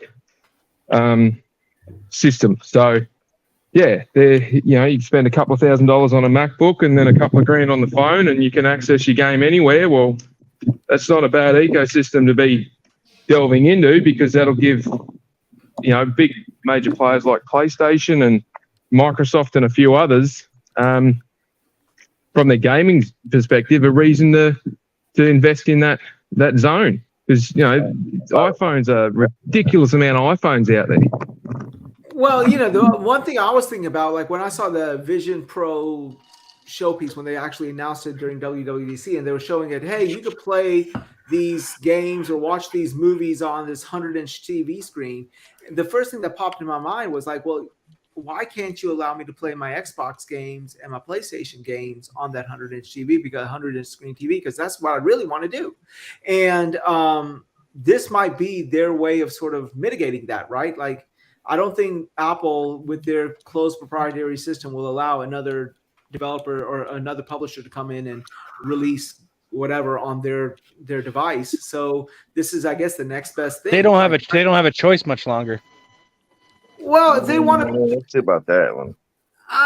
yeah, Apple makes their own choices. Unfortunately, there's yeah, but they just went through a lawsuit or whatever where they're gonna have to allow more shit on their platform. So, well, I mean, it's we'll see. They either way, they're going to need to get more games on their service, plain and simple, right? Who is that? Right, wait, lock up. It might be Jim. Shut actually, the fuck up. Seriously, at this point, I need. It's hilarious. It's great. I need to hilarious. I like it. I'm not gonna lie, I've done it. Yeah. Well, anybody else have anything to add about this? Do y'all think this is Apple's foray into gaming, or do y'all think that this is just? I want to add that I'm still awake. All right, let's see. Nobody gives a fuck. Okay, let's move on. All right, okay, let's get to the real. I just want to add something real quick. Apple is the real threat to both Microsoft and Sony. That's all I wanted to add. Hey, someone is not feeling this conversation. So what? Am I talking and snoring at the same time? Is that what's happening right now? Yes. Listen, Bob, you're that amazing. So, well, at least you know I'm amazing. So our next topic, before I put somebody else to sleep on the panel, a couple of the publishers had their direct or state of play this week. The first one up was Nintendo. Really, to be honest with you, the only main things that were worth mentioning about the direct. Oh, come on now. It's freaking Nintendo. This can't be that boring, okay? They're already asleep. You don't have to put them to sleep. It's too late. Hey, this is what happens when you make people drink before the show. Right. I would rather play Horizon, Zero Dawn, Horizon Forbidden West, any Horizon, right? Than watch the Nintendo showcase. But let's do this. It's cool. Wow. It was phenomenal. It was phenomenal. No, there was a game that I was very intrigued with. Oh, shut up, whoever did that. Oh, my God. Wow. Don't you have the power to mute them, Wize? We'll figure it out. Put it out first. Who is it, first of all? And then mute them. Yeah, that's all I wanted to know who that is. That's what I said, do a roll call. Nova, you awake? No, I'm awake. I know Paul's awake. Did Nova fall asleep? I think that's probably Nova. Is it Jeff? Is it Nova? I think it is Nova. Yes, get out. Nova, Super. wake your fucking up. Shit. Okay, so if you didn't wake up from all the other noise you were making, that's not gonna wake up. You calling him? There was this game called I forgot. There's this. Okay, look, let me get through this one game, and I promise I'll leave it alone. Okay, I'll leave it alone. I know you guys. Dude, he's asleep. We have no control over it. You have to kick him from the call. You can do this. Game right here. No, don't kick him. Physically kick him awake. I can't do it. If anyone in the universe can do it, it's you, bro. Yeah, exactly. I believe it. You can do it. It's called. Fuck off, you know. Okay, so there was this game. There was this one game. Okay, I can't even do this anymore, dude. It's like the more you talk, the louder he gets. Yeah. Okay, there we go. So Unicorn Overlord. It's made by Vanillaware. I don't know if you guys remember who Vanillaware is. They're the company who did Muramasa, what was that, Odin Sphere. There's a couple other games there. They have this really very, very elaborate 2D cell shaded art style, and they're bringing this game over. It's a tactical RPG to the Switch. It looked phenomenal. I was very intrigued by it. But my main thing about this whole direct was like, if people don't think there is going to be a Switch 2 or whatever the fuck they want to call it next year, this is the writing on the wall, because there's nothing left. I mean, this is basically Nintendo basically saying in no uncertain terms, in my opinion, that, hey, we're done with this console. This is what's left. It's leftovers, basically. I'm taking the grilled chicken, putting it up, mashing it up, putting barbecue sauce, and putting it on top of some nachos with cheese. That's basically what I'm doing. You know? Yeah. So that's what they're doing. They're just they're taking all their stuff and reconstituting it. Well, and that's all it was. I mean, you had Princess Peach Showtime, which looked okay, but it was what it was. It looked great. So anybody have anything to say besides Oh my goodness. Jesus. Nelson. That's good. That's a Okay, little too Super. enthusiastic, Nelson. You Super. want that. You said Yeah, a that. little, just a little. That's a bit much, bro. Peach is getting it next spring. That's all I'm saying. Oh my goodness. anybody's got anything to say about this or the inevitability of the next console or anything like that? You know. Oh, shut up! Seriously sleeping? Yeah. Yeah, she really fell asleep. No, it's too Yeah. coordinated. Poor guy. He's doing this on purpose. Anyway, Wize. Too, man. I mean, Wize. I'm gonna Every say time I he's watch not as it- loud as me when I fell asleep on a podcast, though. They couldn't even fucking. They almost had to cancel it because you couldn't hear anybody talk. Also, the cancel it It out. sounded like a dead bear or a dying bear. A dead bear. I want to hear a dead bear snore. That's what I want to do. Or like a dying bear. It was bad, dude. Like there was an echo. I was so loud. It was bad. Can you send us the link All right. to this episode? Because this is first where podcast I've ever Wize. done, somebody fell asleep. Yes, on. yes. God. Yes. every time I watch, or even just read a recap of a Nintendo showcase, and it's just confirmation that it's a shit I console. can't. Like, there's There, can I mute nothing him on my on- side? I got him. There's just doing lines There's on nothing the that coffee interests table or me. something. Who knows what's happening?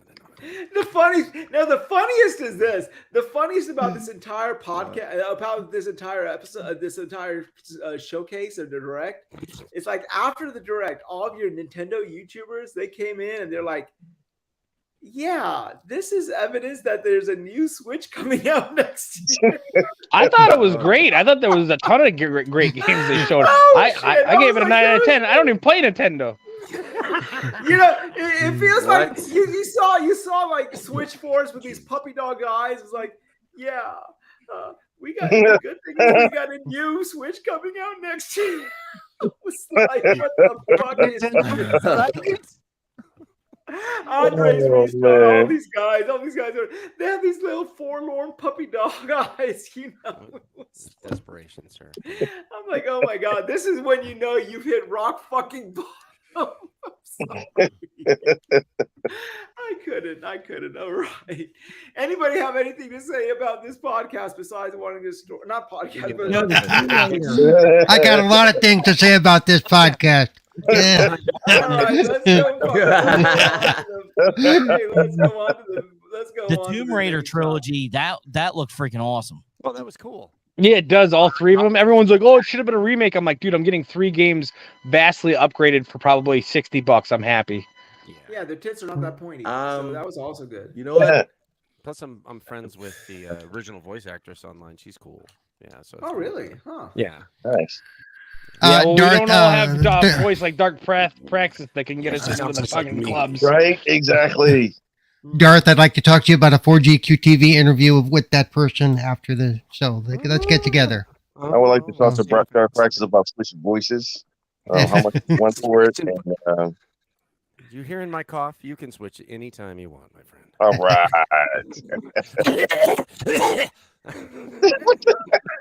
Sorry. Okay, this is what I'm going to say about all this shit, okay? All right. Was the Nintendo Direct good? No, it wasn't, but there were pieces. There were things that, like, if you really like a certain Pieces of game, shit. there was something there. Oh my God. It was fantastic. Wow. I don't even play Nintendo. I loved it.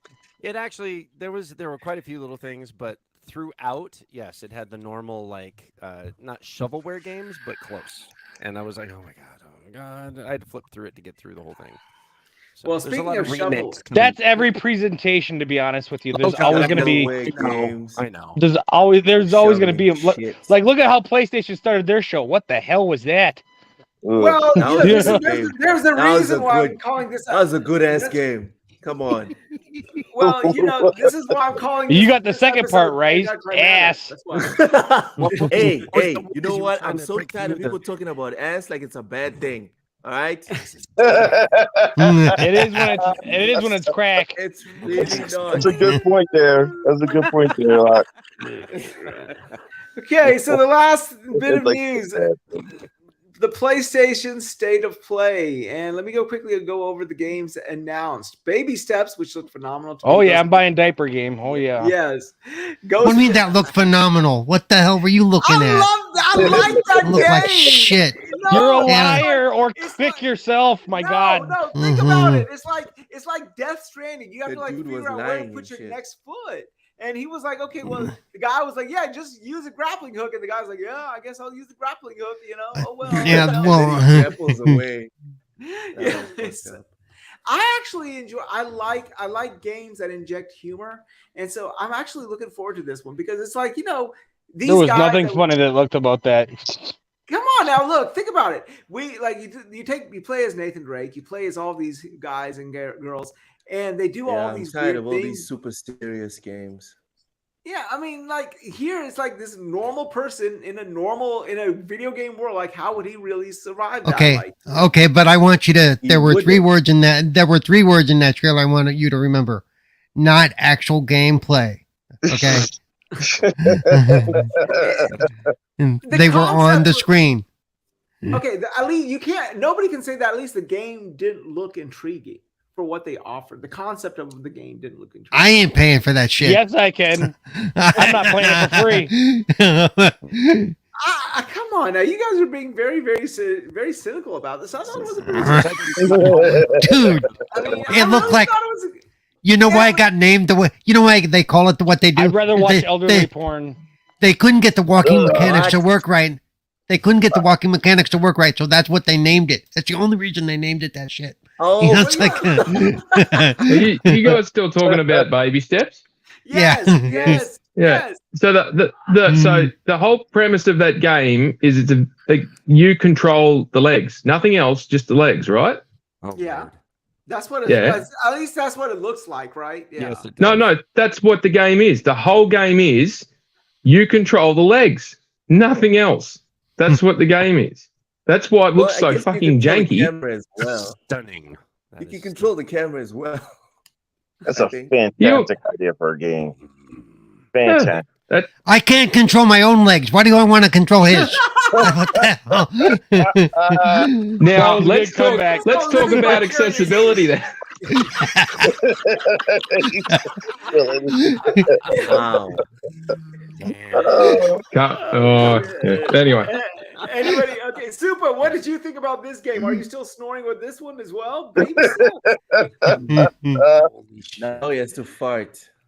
Oh my God! Super, what do you say about this? Super's still sleeping. He's like, "Well, fuck it. I'm not talking about this game." All right. Man, I thought I went to bed, early.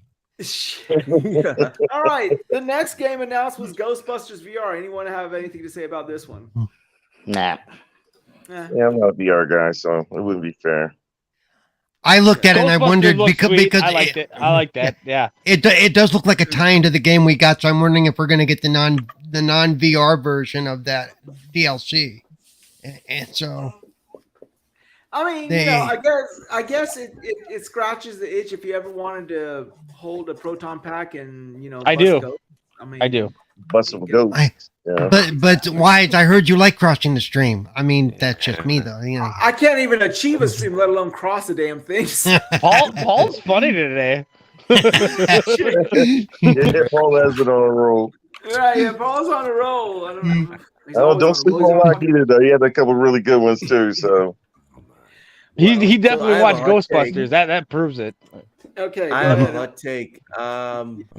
you always I've have a hot. never cared for anything to do with Ghostbusters. Thank you for joining us today, Loke. It was Take You know what? I gotta stand I'm up with Loke sorry. with that thing. I've never been a fan of the movies or any game. Yeah. The first movie, oh my God, dude! How the hell Seriously, did I get here? I didn't really. I get have it. tried I did, too. Ghostbusters. Lord of the Rings. I've tried. Whoa, I've watched it. Whoa, Lord of the Rings, I can't stand. I'm with you there. Fuck that. I'd rather watch paint dry for 4 hours. No, I mean, You oh said my that. God. Lord of the Oh my Rings God. will still be going on after the paint has dried, bro. The credits have not rolled. Oh, I don't like your Lord of the energy right Rings Oh now. my after the God. paint has dried. No. That's like watching someone play Death Stranding. Yo, stop it. Wow. Stop it. Okay, stop. All Wow. right, you know what? I'm sorry I said what I said. I take it all back. No Kojima. No Kojima slander here, please. Let's move on to the next topic. Please. I Oh my apologize God. to everyone here.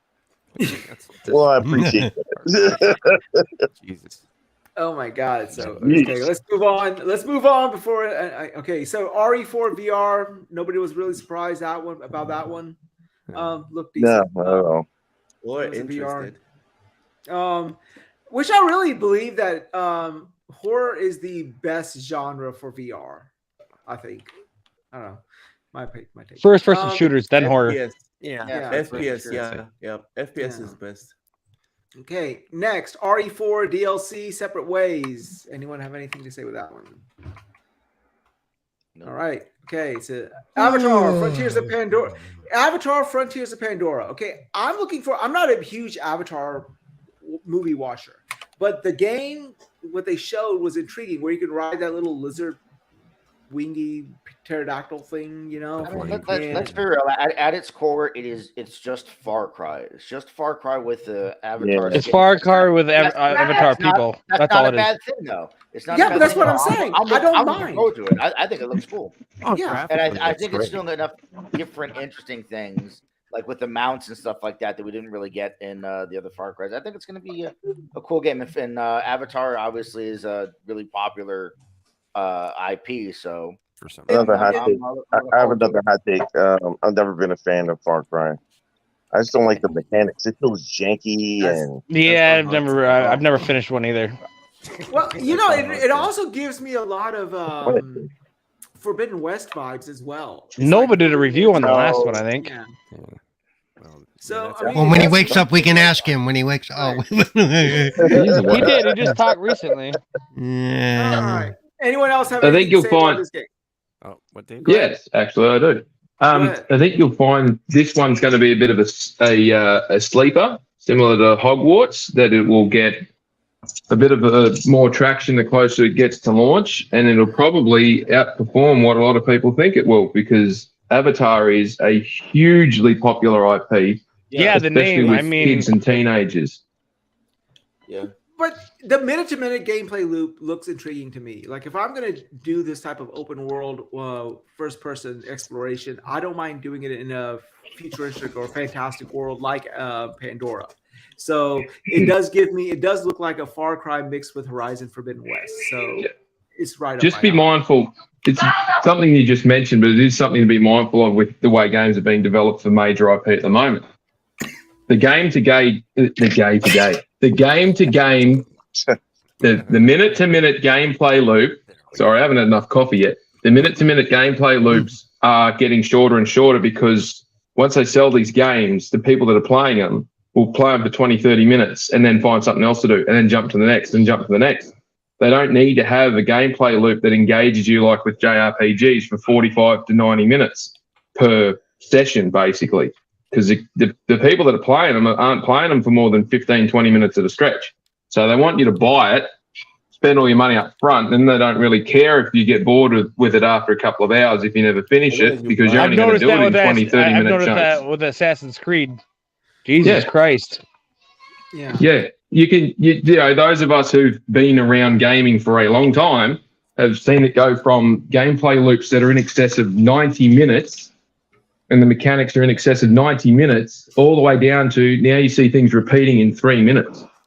Well, And- you know, and it's- I blame TikTok.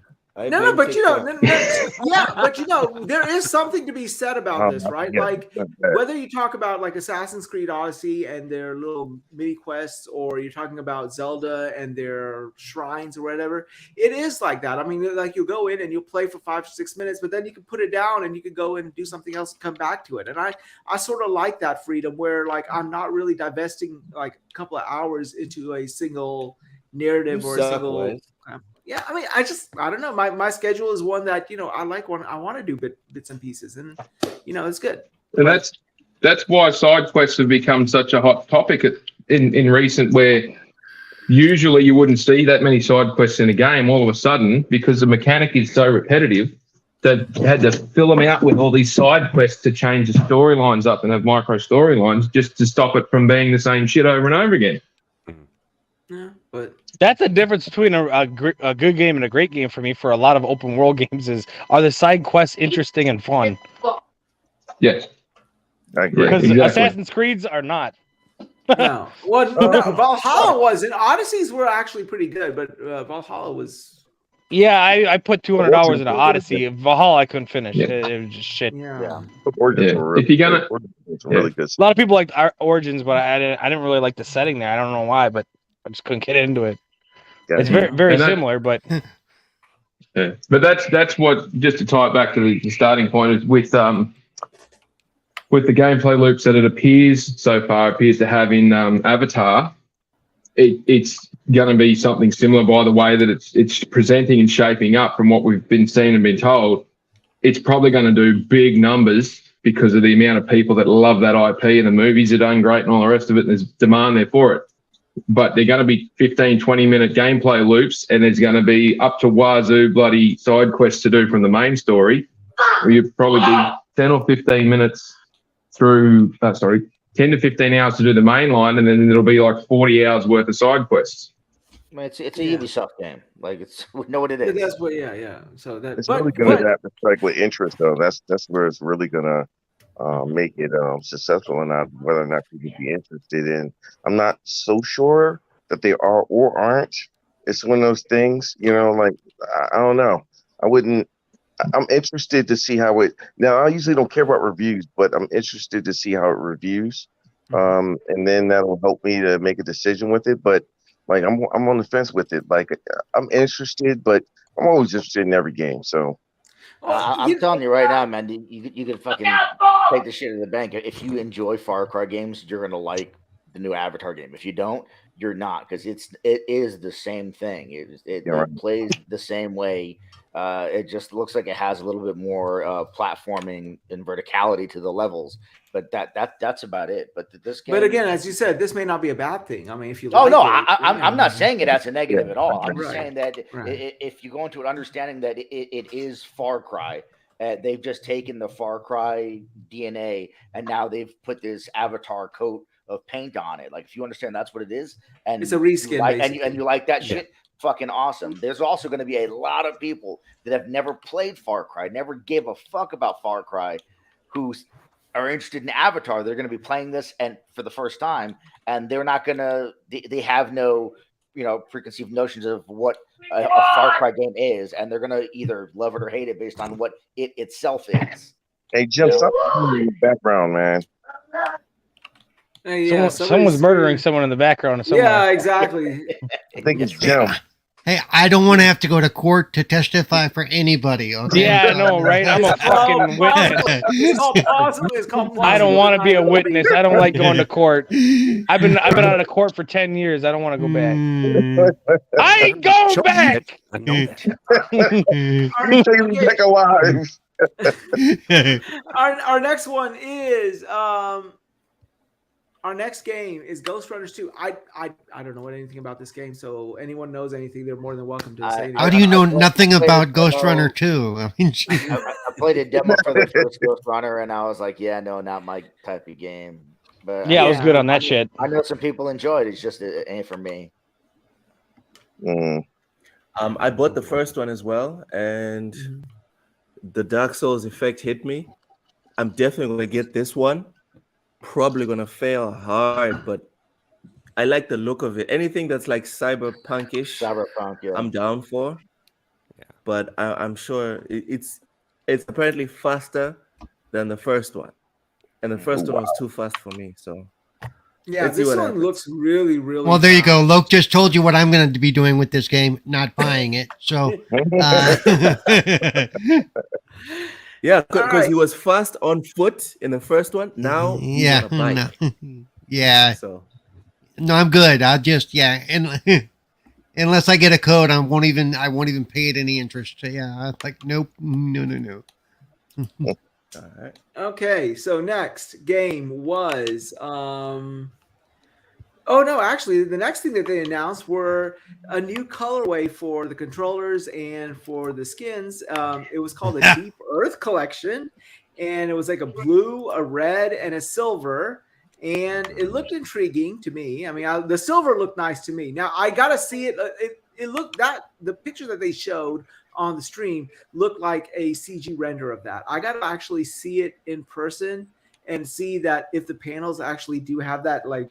I don't know who over at PlayStation is getting paid to come up with the idea for the colors and designs for their shit. I would love to have their job. That would be the easiest job in the world. They would just bring me in the board and be like, all right, what do you got for us this month? We got purple, blue. We'd like to hear your ideas, right? I'd be like, I've been really racking my brain over this one. I'm thinking this for this. We haven't had a peach in a minute. Yeah, a green.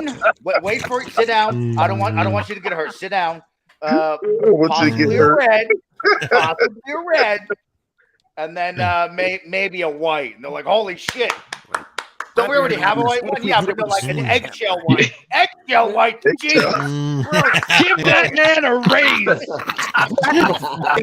You're putting a lot. You're putting a lot of faith. You're putting a lot of faith in the fact that they probably pay someone to do it. The way it's coming across, it's almost as if they just went, I don't know, whatever the top 3 colors are on bloody Microsoft Paint, we'll just go with that. Exactly. What colors if we are nominating.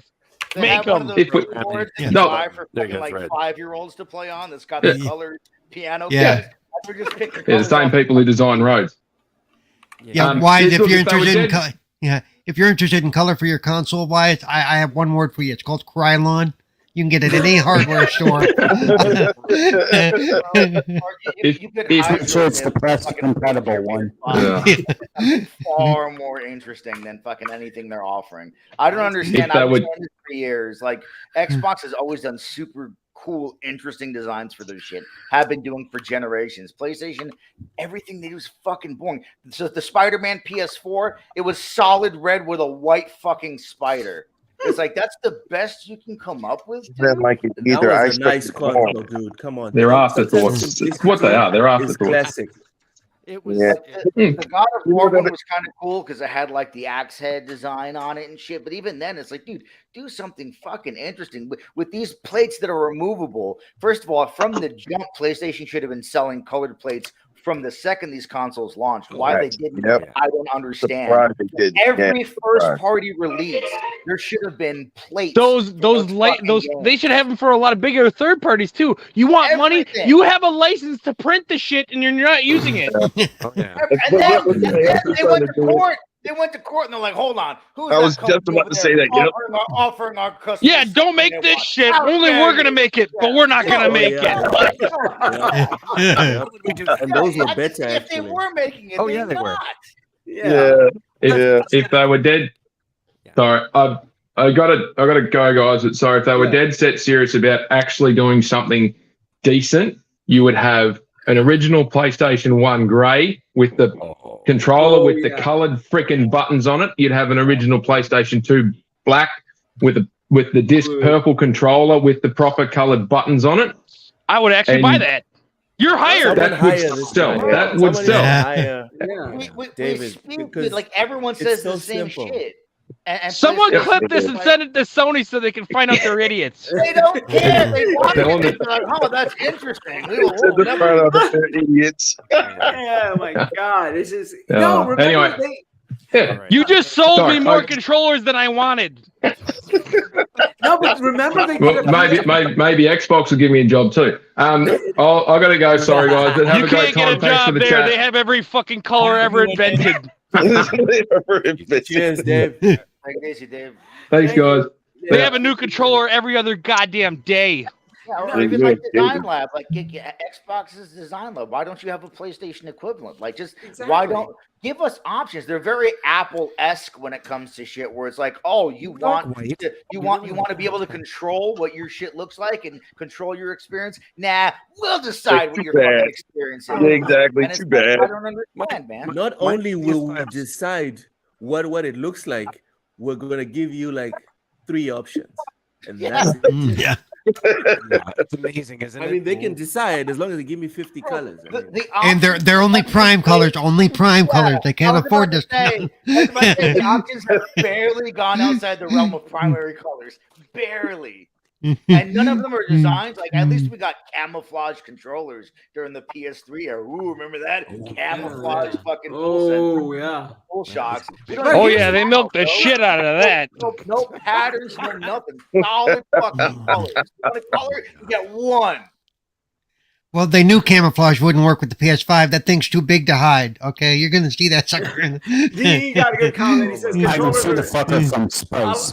I like this comment. DE says that controllers are spinning rims, man. You only see when you're not looking at the window. That's true. That is I would say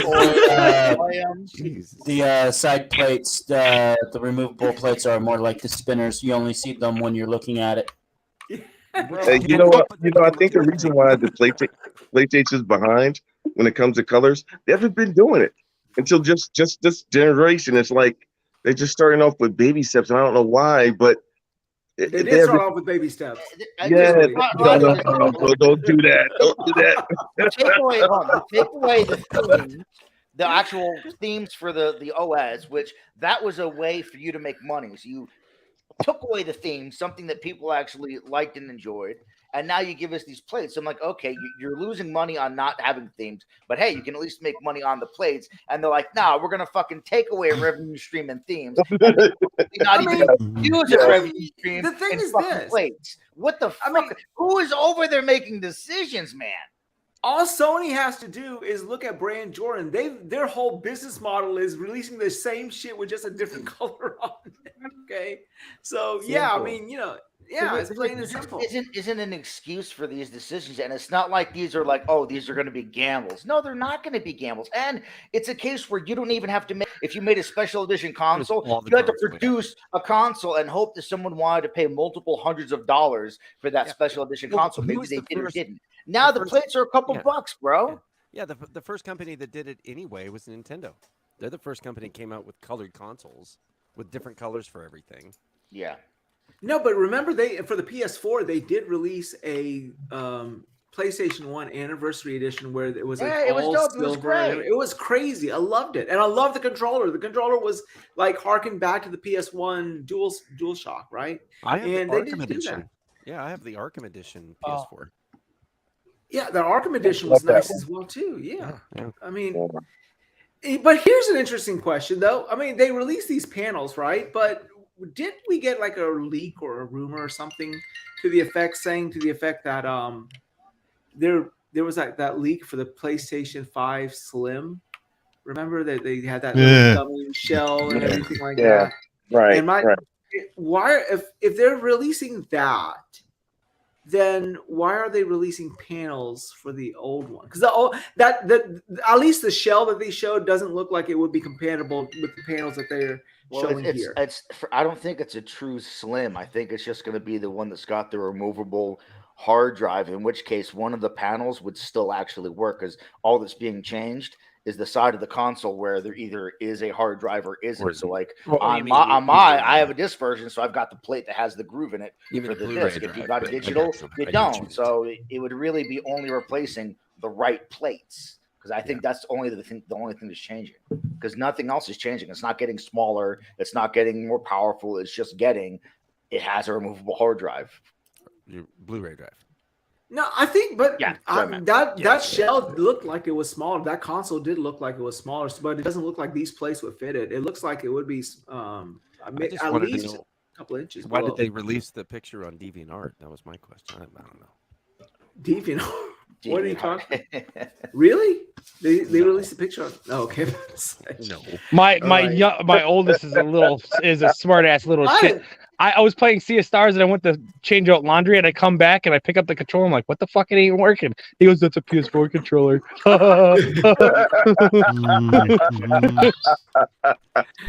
Yeah, you're funny. You're funny. Good on him, man. Good on him on that one. All right, next game, Helldivers 2. I think it looks fucking cool, man. That trailer looked like a lot of fun. Starship Helldivers is like one of my most that's the Starship Troopers one. Yeah, I like Starship Troopers. I like shooting aliens. I like Aliens Fire Team. I like shit like that. I like co-op games. Alien Nation, the Ascent, shit like that. I love it. I'm super excited for that. Sci-fi, anything I'm in. Yeah. Mm-hmm. I can see why I can see where this game would be fun with an edible. So yeah. I think it's fucking leagues better looking and more interesting looking than the original. I had no. Yeah, well, I think it has about 5 times the budget too, though. And a lot more people working on it. I like the original Helldivers, but it was hard to find people to play with because by the time I figured out what it was like 4 years old. And I just got into those isometric games. Actual third person, yeah. Yeah, it's taking a great concept though and putting a budget behind it that I think fucking people are really gonna like. And I like the teamwork and shit where they had where I shoot a rocket, you gotta load me up. I like that. You gotta load the rocket. Yeah, it's like fucking. I was like, dude, that's fucking sweet, dude. Like you gotta communicate and fucking think about shit. You know, you're not just running around shooting each other in the fucking head. Right. Like I like games where you actually have to be strategic and be a tactician, and where doing shit like that actually pays off. You heard the people coordinating and shit like that. I'm like, I like that. I mean, going around shooting people in the head for 45 minutes is cool, but I can't do it for over and over. Yeah, but that's I did that shit for years. That bullshit fucking scripted. Oh fuck! Like whenever they show trailers for games and it's scripted dialogue of people supposedly quote unquote playing the game, having conversations that nobody. Yeah, it is, but you can tell. It's always scripted, but you can tell you got to coordinate. Otherwise, you're gonna die all the time because it's like. Well, is it just me or? Yeah, you got it, buddy. Okay. But, people aren't gonna talk like that though. Oh, good. Thanks, buddy. Like, get me the fuck up, asshole. You stupid fuck. Oh my god. Right. Hurry the fuck up. We're all gonna lose. Yeah, you just ran past me 3 times and I'm down. Come on, dumb shit. Lay up in nobody talks about anyone else's mama on those. Let this retard in our fucking squad. I hope that fucking scorpion eats your stupid ass. Yeah. Go make the sandwiches, bitch. Get the fuck out of here. Dude, Jesus, I play with fucking. And before you log off, tell your mama I'm coming over tonight. Where the hell?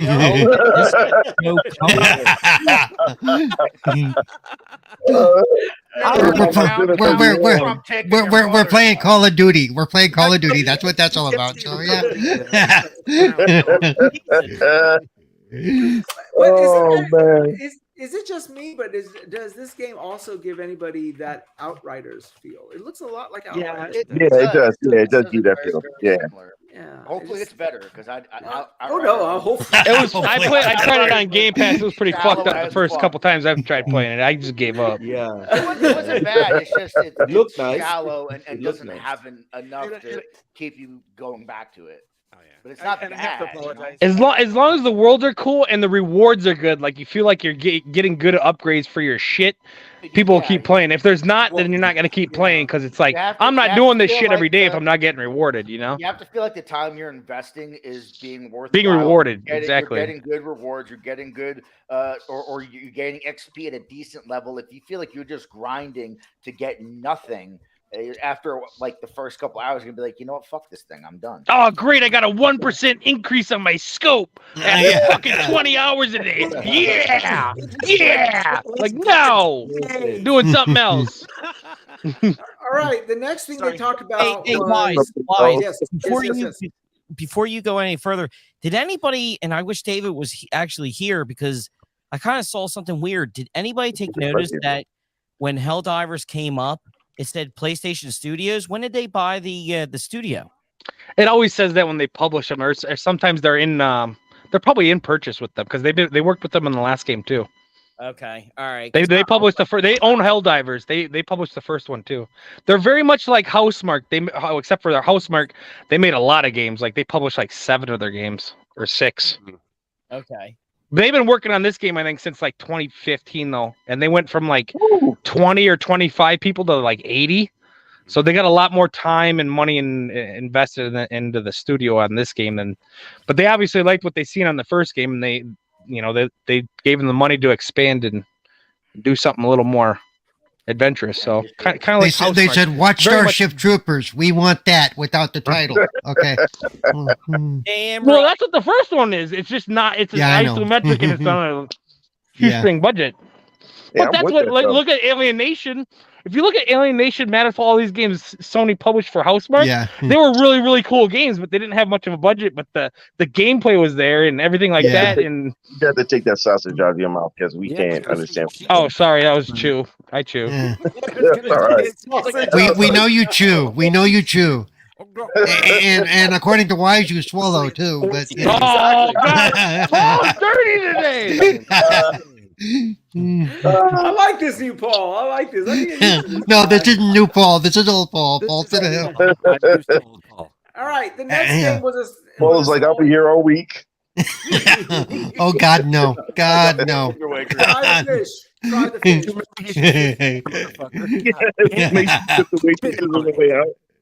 Oh yeah. Then there was another game. The next game was a small indie game that I think they're just coming out with. It's called Spider-Man 2. Anyone heard of it? So yeah. I haven't heard of that. I actually muted this part of the stream because I think I've seen everything I wanted to see from Spider-Man 2. I do not want to be. Yeah, I really don't want to see any more from that game. I really don't. I mean, I already seen a YouTube video of the lizard fight, and even though it was fucking cool as shit, I really wish I would have seen it. Yeah, the one thing I have to say is that knowing Insomniac, I'm pretty sure that anything they're showing us is it's nothing. It's either the first couple hours of the game or red herrings, and so I'm not too worried about seeing stuff. But obviously, if your feeling is I've seen enough, I don't want to see anymore. You know, cool. Once I'm invested already into. But I mean, let's be honest. They had me sold on Spider-Man 2 when they said, "Hey guys, we're making Spider-Man 2." Like I didn't have to see a single screen of that shit. I'm like, I'm there. Well, and to be honest with you, in my books, Insomniac has earned the pedigree where I will buy whatever they make, and that's just what they're just a good development house. I mean, I like Ratchet and Clank series. I like everything they release. So yeah, I mean, I can't think of a bad game they've made in recent memory. Right. There was one like 2020 or 2019 or something, right around Sunset Overdrive, but it was one that Sony didn't publish because almost all their games are published by Sony, and then Sunset was published by Microsoft. They did one other game published by somebody else, and that wasn't good. That's the only one I could think of. I can't think of the name of it. And since we're using StreamYards, I can't Google it. Thanks, Wize. Oh, shit. All right. Now it's called opening. It's called opening another tab, you moron. Yeah, I was about to say, how is it the StreamYard prevents you from Googling it? Well, I'm on my phone. Oh well, yeah. Open another fucking tab on your phone. God dang. No, when you do it kicks you out. It kicks me out of the goddamn stream. Oh, it does? On your phone? Yeah, doing it on phone kicks out of the and destroys my fucking battery. In Discord, I can keep it plugged in. I can shut shit off in the background. I can do 2 screens at once. I can pull up a screen. Go yank the dick of somebody who actually gives a fuck. Fucking problem, bro. Damn, learn things. Come on. Go yank a dick of somebody who actually gives a fuck. I was going to say, if you don't want to see spoilers, you can always. I mean, Sony has such a great, a great background with Pornhub. They should really, start. Dude, I said if they bought Pornhub for VR, it would be the next Apple or something. It fucking spoilers. They just pull up a fucking. They would control the entire VR market. Switch while you're watching the trailer and go, okay, I'll just watch this instead. It's good stuff. Okay. It's an idea. All right, the next one was an RPG, it's a DLC for the RPG for one of their RPGs, Tales of Pumped Arise. for that. It's the best RPG I've played this generation. Tales of Arise. If you've not played that, and if you're into turn-based, I highly recommend the game. And Beyond the Dawn looks actually phenomenal as well. And coming to Xbox as well. Yeah, I mean, but it's a turn-based RPG, so you're either it's polarity, whether you're either into that type of genre or not. So it is what it is.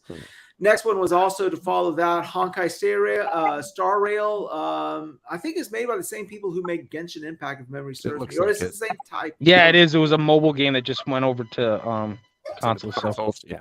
Yeah. So yeah, that's coming out. It's been pretty popular on mobile from what I've heard. I don't play mobile games, but that's just what I've heard down the grapevine. Well, yeah, I think. Yeah. You were saying what now? I was just saying, then the shittiest. It's the shittiest fucking game I saw. I'm sorry. Yeah. Speaking of shittiest game, the next one came out called Foam Stars. I'm sorry. Yeah, they yeah. You know, I actually think that game's gonna do really well. Splatoon. Oh, it probably will. Splatoon. Not for me. I ain't putting a fucking nickel into it, but I think that game's gonna do well. It's kind of like Roblox. Anybody I that ain't says playing I want it, to play fucking Foam Stars, I instantly think they love the way it dictates. I'm not gonna. They love the way it dictates. I can tell. It's about the campaign game. Nah, I'm good. I'm good. Like that Roblox fucking type crowd though that like that shit, or the kids that play Fortnite. I could really see that game actually being really successful with them. I'm not playing the shit. No. But yeah, or the virgins in their basement. No, this game reminds me a lot of that game that what was that game that came out during the PS5 launch? That car racing fighting game. Oh fuck. Oh, Destruction All Stars. Yeah, it reminds me of like it was like Twisted Metal, but not Twisted Metal and shit. Yeah, it was Destruction All Stars. Oh yeah, exactly. They're bitching about teabagging, and this is going to let you come in your best friend's face. I mean, what the fuck is up with that? And basically cover her in the lather, basically. Him, everybody, buddy. They didn't care. It's how dare you? How dare you fucking say what I'm just reading the name of the. You don't know. Bath Vegas. How dare you assume? And the last game they closed out with was Loke's personal favorite game, Final Fantasy VII Rebirth. So, Loke, what do you think about that game? Actually, to be honest with you, it looks pretty good. It looks really good. I won't even dignify. Pretty good? Pretty good? You're not looking forward to it, Loke. You're not looking forward to Final Fantasy VII Rebirth. Holy fuck. Oh, wow. I don't hate it, but I'm not going to sit here and say that I actually care. Just hearing his voice. No, tell us what you really, honestly, tell us what you really think. Honestly, yeah. Wow. About Spider-Man. The lack of give a shit in that small amount. I was like, I can tell you don't give a fuck about that game. No, like I think I would give it a go. Like I still haven't played Final Fantasy VII Remake. I plan on playing it eventually. One day. That might be why. But it's not high on the list. I'm still playing through Yakuza, and like I said, I'm trying to play through 2 WRC Ultimate Editions. Fucking WRC. Okay, I want to talk about this. So nobody gonna mention their troubles logging into Square Enix Store to get the collector's edition. The fucking collector's edition has a statue of Sephiroth, One Wing Angel, which is impressive, right? But the goddamn game is $400, and the statue is not even a foot and a half. If I'm going to spend $400, just buy a Sephiroth statue that's going to be a higher quality and fucking larger. That's what I'm saying. I never buy those collection things. It's fucking crazy what they ask for. I don't buy it from nobody. Yeah, I mean, it's just. I plan on buying. I can probably find someone to custom make me a 3-foot statue for cheaper. Yeah, 3D. I'm going to buy special edition and the statue.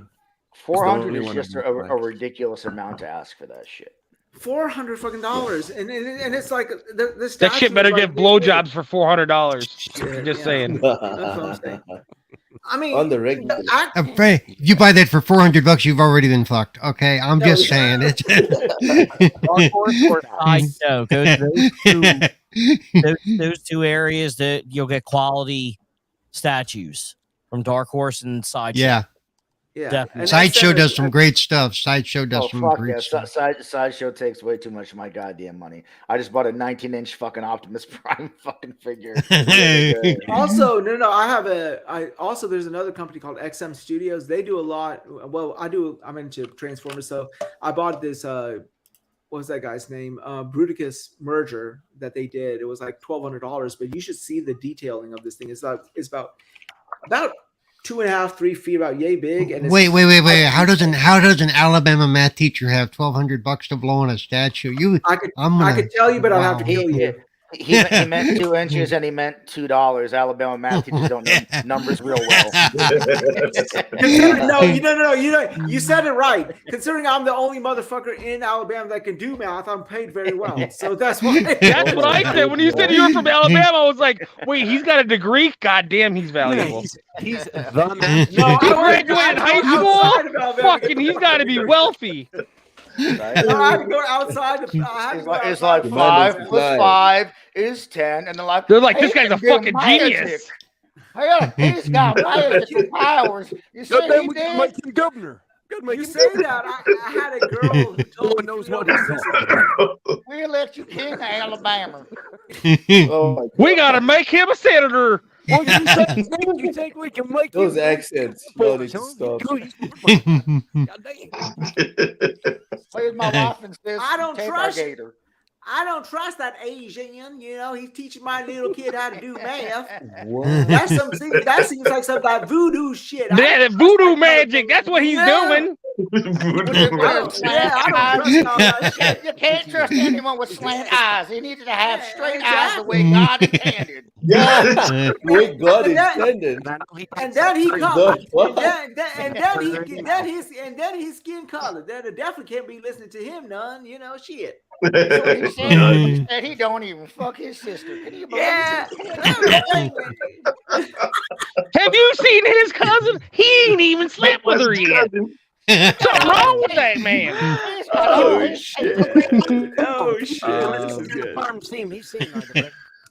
Could you imagine having a cousin like that and not having sex with her? Can you imagine?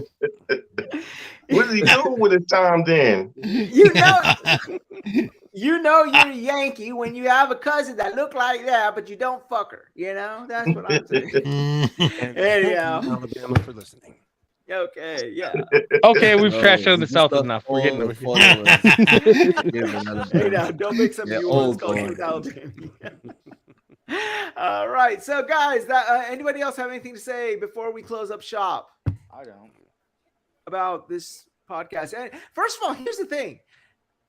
All right, I understand that this was not going to have any first party, but even when they showed third party, there really wasn't a lot. Is it just me? Anticlimatic, I think, I think I don't understand why.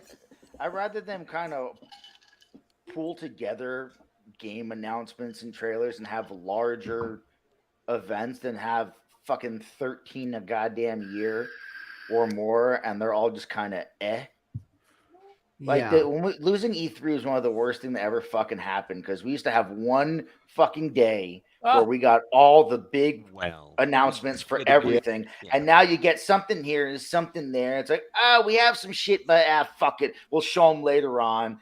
So we never see the shit we want to see when we want to see it, and then we get shown a bunch of shit we don't give a fuck about seeing. Whatever the fuck it's just, I wish we had the E3 days back, man. Yeah. I mean, it left me, both of the things left me very underwhelmed, and that's why I named this episode Anticlimatic. I just feel, with Nintendo, you can understand they're on their last legs with their console anyways, but PlayStation is still, I don't even think it's halfway through the generation yet. Would you say that? And no, this generation's going to go to 28 or 29. Trust that. Yeah, this is going to be a longer generation. It's going to be a longer generation. Trust me. If I had to guess, probably 7, maybe 8 years. Yeah, I mean, but I think it's going to be 8 or 9, but that's me. But you would think at least that by 7. now, but you would think by now they would have a little bit more to show, either first party or third party. I mean, Oh, I think they do, but because since they don't do shows anymore, they don't stop to cut trailers no more. They do it when they got a polished section of the game. I think because they can do it. It doesn't matter. The one thing that the Xbox camp has, is that they have a roadmap for games. Even if the games have no fucking release date, like even if we have no idea when the fuck Hellblade's going to come out or Fable, at least Xbox people say, okay, we have Hellblade, we have Fable, we have Perfect Dark, we have whatever the fuck Rare is going to make. Yeah, it takes 5 years. 5 years after you see it to come out, but at least you knew it was coming. But the thing is, I can list at least more than fucking 5 first-party games coming in the future for Xbox. On PlayStation, it's Spider-Man 2, that's right around the corner, Wolverine, and Last of Us Factions, if that even still comes out. Outside of that, nothing. Nothing. Not a fucking. Here's an idea. Not a. I don't like that too, because PlayStation's been doing it a lot where you don't even know about a game, and then 6 months later it comes out. Like what? Why didn't I know about this before? Or at least inform us that it was coming. It's like, oh, it's here. It's coming out 6 months later. But at the same what? But at the same time, they're releasing the Project Q. They're releasing 3 new controllers. They're releasing headphones. That ain't a fucking game. I don't give a fuck. They're releasing all this other crap. If you I can't play a controller and still show us what games you're working on, then I don't know what the fuck you're doing. You should be able to do that and tell us what games are coming up. Like we hear rumors about shit. Oh, they're working on a sci-fi game over here. Oh, they're working on this game over here. Cool, just tell us. Like just get a logo. Just a logo for an upcoming game. Santa Monica's new game is called this. Just that. That's enough. And see, it's not enough, but at least it's something. It's something. You know, Ben's game's going to come out in 24 or 25, probably 25, but we don't even know what the fuck they're working on. But their development houses, their development houses have an established pedigree that all you really need to do is announce exactly. Just show a 10-second scissor reel to give you an idea what a game that you're done. You don't even have show the rest next year. That as a PlayStation with their pedigree. Like I trust that whatever they're making is going to be good because of their pedigree, right? Like I trust whatever. Yeah, I'm not worried it's not going to be good. I just want to know what it is. I want to know what it is exactly. Like, I'm sure it'll be good, but I want to know what it is. And Xbox guys, they at least know what to look forward to. And they've known for years. Hasn't done shit. It's annoying, man. Bushido, you were saying something? No, I was just saying I was just a little disappointed in that as a PlayStation holder myself. That I'm used to, like a lot of PlayStation, Xbox guys say they don't like to. Well, they've changed many times. I don't need to know 5 years out, but I know they got games coming in the next 1 to 3 years that we don't know about. I like the long-term viewpoint thing, the 5 years out thing. I like the 2 to 3, but I know there's games 2 to 3 years out that they ain't fucking saying shit about. No, I don't need 5 years. Jesus Christ. No, I got the console for a good reason. I know something's good coming, so I'm cool with that. But this generation so far with PlayStation, I'm not liking the. Of course, you got to focus on the live service games. All right, forget about that. My thing is like I'm not used to you not telling me that here's Ghost of Tsushima 2 coming. Even if it's just. Yeah, you could have just thrown a sizzle reel on that and said 2025. You don't know when in 2025. Because that's what I think it'll become anyway. Because the games never come out on time. But they announced it'll probably come out in 25. That they have 25 PlayStation 5 games in production currently. That's what PlayStation told us. And we've seen like 4 of them. Ago. They haven't told us any. We've had only 2 major releases from first-party studios. Essentially, it's going to be because 3, but 2 of them are fucking from Insomniac. So we had Ratchet and Clank, which was major first-party. Spider-Man 2 will be major first-party, and then God of War or in Forbidden West. I mean, so I guess 4, but I mean 2 of them are cross-gen. The sad thing about it is that these development houses are ready. I mean, look at Sucker Punch. They've been basically quiet this entire generation. So whatever they have, whatever they have must be in some sort of playable form and ready to show at some point. At this point, even if it was just. But look, you can even get it outside when it comes to sizzle reels and trailers. You get a third party company to do those for you. You don't have to have that done in house. Most companies don't do their own themselves. They usually let them come in, tell them what the game's about, or show them what the game's about, and then they go out and then they make the trailer, and that's that. You don't have to do it yourself at all. But at the same time, I want I like knowing what I got the consoles for. All of them. Wize, let me jump in here, because hearing what Nelson and Nova and B are all saying, and that I'm going to say something that people are going to take to where they're going to sit there and say that's console war. He's starting a console war and that. But here's the thing, and a lot of people have actually sat there and said this when we don't know what's going on with Sony. To me anymore, I don't worry about any of this stuff. But if you actually look at it, this is just my thought. This is where you sit there and people blame Xbox for not having anything last year. And then all of a sudden, they speak way too soon. But but you got to find a happy medium, though. But what I'm saying is they don't have anything out there that is pushing Sony. And when people sit there and say we want competition, we don't want Sony to become lazy, this is what they're talking about. They're sitting there and Sony's just saying, you know what, we're just going to keep laying low, put out something here, put out something there, because we have nothing to really worry about. We're not threatened.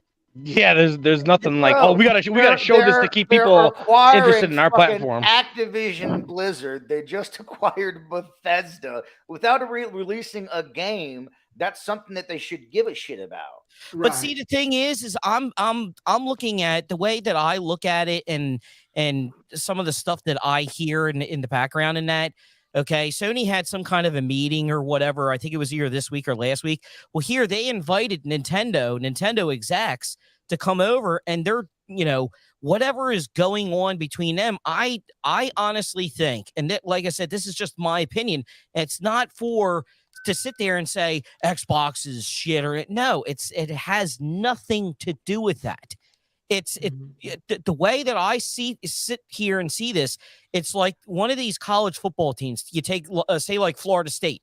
Florida State was up, what was it, 31-14 or something like that. And here, all of a sudden, they started screwing up. They won by 2. Okay, they literally won by 2. They were up by 17 or something like that. This is what Sony is. Sony's sitting there saying, we don't see Microsoft as a threat. Sure, you could throw Starfield, and you got ABK, and you have this game and that, but everybody sits there and looks at our games and says, we are the top of the echelon. You have, Rockstar, you have, if you want to throw Bethesda in there, go ahead and throw Bethesda in there. You have Cyberpunk and, that studio. You don't have a ton of studios. They sit there and they look at Nintendo and say, how can we want to be Nintendo to where Nintendo doesn't have to sit there and bank on Shut that dog up. Right? Yeah. Bank on those third-party games to bring in that revenue. We want the Animal Crossing, the Super Mario, the Splatoon, the Kirby and all this to sell 30, 40, 50 million copies in that. And that's what we want, because all that money is ours. We don't have to give 70% away. It's 100% for us. But they have the IP. I think they're just waiting and waiting. And my opinion, you're going to wait too long and it's going to screw you over big time, to where people are going to be like, they just don't have anything and they haven't put anything out. So I'm going to go and sell my PlayStation, because a lot of people are with PlayStation for their exclusives, for God of War and Last of Us and all this other stuff. If they're not seeing this, well, they're going to get rid of their PlayStation and say, we don't want to, be with it anymore. Nah. And then, that's why Xbox, hey, we have this coming out, this coming out, this coming out, this. People are going to look at it and say, hey, they're giving the games. What's Sony doing? And then I just think it's going to be too late. I don't know. But again, it is what it is. Sony can do whatever the hell they want. I got enough crap to sit here and play. So, that's just my opinion. Yeah, No, the but months and months and months have gone by. Like months and months ago, people were like, "Oh, well, they're playing. You know, it's all tactical bullshit, and it's kind of like strategic, and they're not giving us information yet because Xbox hasn't given anything that's really a threat yet, and they're waiting. And once Xbox has something that's a larger announcement, then they're gonna go fucking bam. They're gonna whip out that big Sony dick and be like, well, bam, here's what we have. And okay, months ago, I said, okay, sure, that makes sense. But at this point, blue, it's blue, it's blue. If they don't have a big show by fucking spring, I'm calling that a huge L because I'm tired of hearing they're waiting. No, they're just waiting. Yeah. They're just, for what? For what are they waiting for at this point now? Because now I'm tired of hearing that they're waiting. Yeah. Oh, no, they got a secret showcase. Shut the. You're gonna wait till you're dead. Or the terminology people throw around. They're playing 4D chess. I'm like, no, they're not. They're playing fucking no. Stop it. 4D chess. Yeah. Stop it. And you know, like, since we're well, we could say we're halfway through the console cycle, but like now would be the time to show people, okay, now because there's people are trying to make their Christmas purchases, why they need a PlayStation. Obviously, they're going to say, okay, they're number one. Well, they got Spider-Man. This had right. They really they also show what's coming in. If they don't say anything by spring, it's like, okay, Spider-Man's out now. What are you holding for now? Like that's what I'm saying. They need to show, like, okay, yeah, right now you can play Spider-Man and whatever. That's all you need for the holidays. That's gonna fucking goddamn explode consoles. But in November, if we don't get any type of announcements in November or December, because that's the other thing. They want their next big. They'll probably have something at the Game Awards, but I don't see them doing anything themselves. Spider-Man comes out, dude. If there is nothing at the Game Awards, I'm gonna be pissed because now Spider-Man's out. It's been out for 2 months. Yeah, I'm expecting at least one or two of their something of theirs to fucking be there and to see something in the spring. Like if we don't get like a screenshot of fucking Wolverine or something, right? Like he said a screenshot or something. Bro, I want to see what he looks like. I really want him to look like the cartoon. Screenshot at this point, bro. Like if he looks like bootleg Captain America, we're gonna have a fucking problem. I want fucking 1990s fucking animated X-Men cartoon. I want the yellow suit. Give me that yellow suit. God damn it. Oh, you see, fucking Hugh Jackman's got the yellow and blue in the fucking. That looks good. That looks good. I've seen him in that costume. And I guess supposedly he's gonna have the cowl at some point too. Oh, seriously? Oh my God, that's gonna be epic. That's what I've heard. There's all kinds of rumors about Deadpool 3 though, but I'll hold my tongue on that shit because I've heard all kinds of rumors going into Doctor Strange and the fucking Multiverse of Madness that never panned out because that was after the Fox acquisition, and people were like, "Holy shit!" With all the multiverses we're gonna see X-Men and Fox characters, and that never happened. Now they're like, "Dude, in Deadpool 3, we're probably gonna see Fox characters in that because you've actually seen that Deadpool is outside the 20th Century Fox logo." In one of the league things. So we'll probably see Fox characters there. But dude, the shit I'm hearing is like, hey, if that happens, awesome.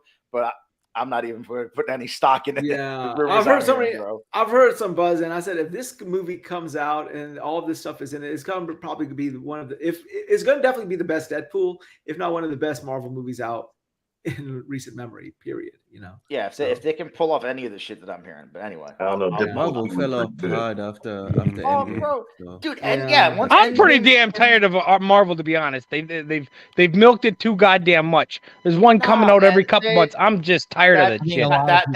That's the other problem. We got like what one? You have like 4 movies coming out a year. There's no anticipation. It's like Assassin's Creed. I used to love Assassin's Creed, but then you started fucking. I finished one, and fucking 2 months later, there's another one out. It's like there's no anticipation anymore.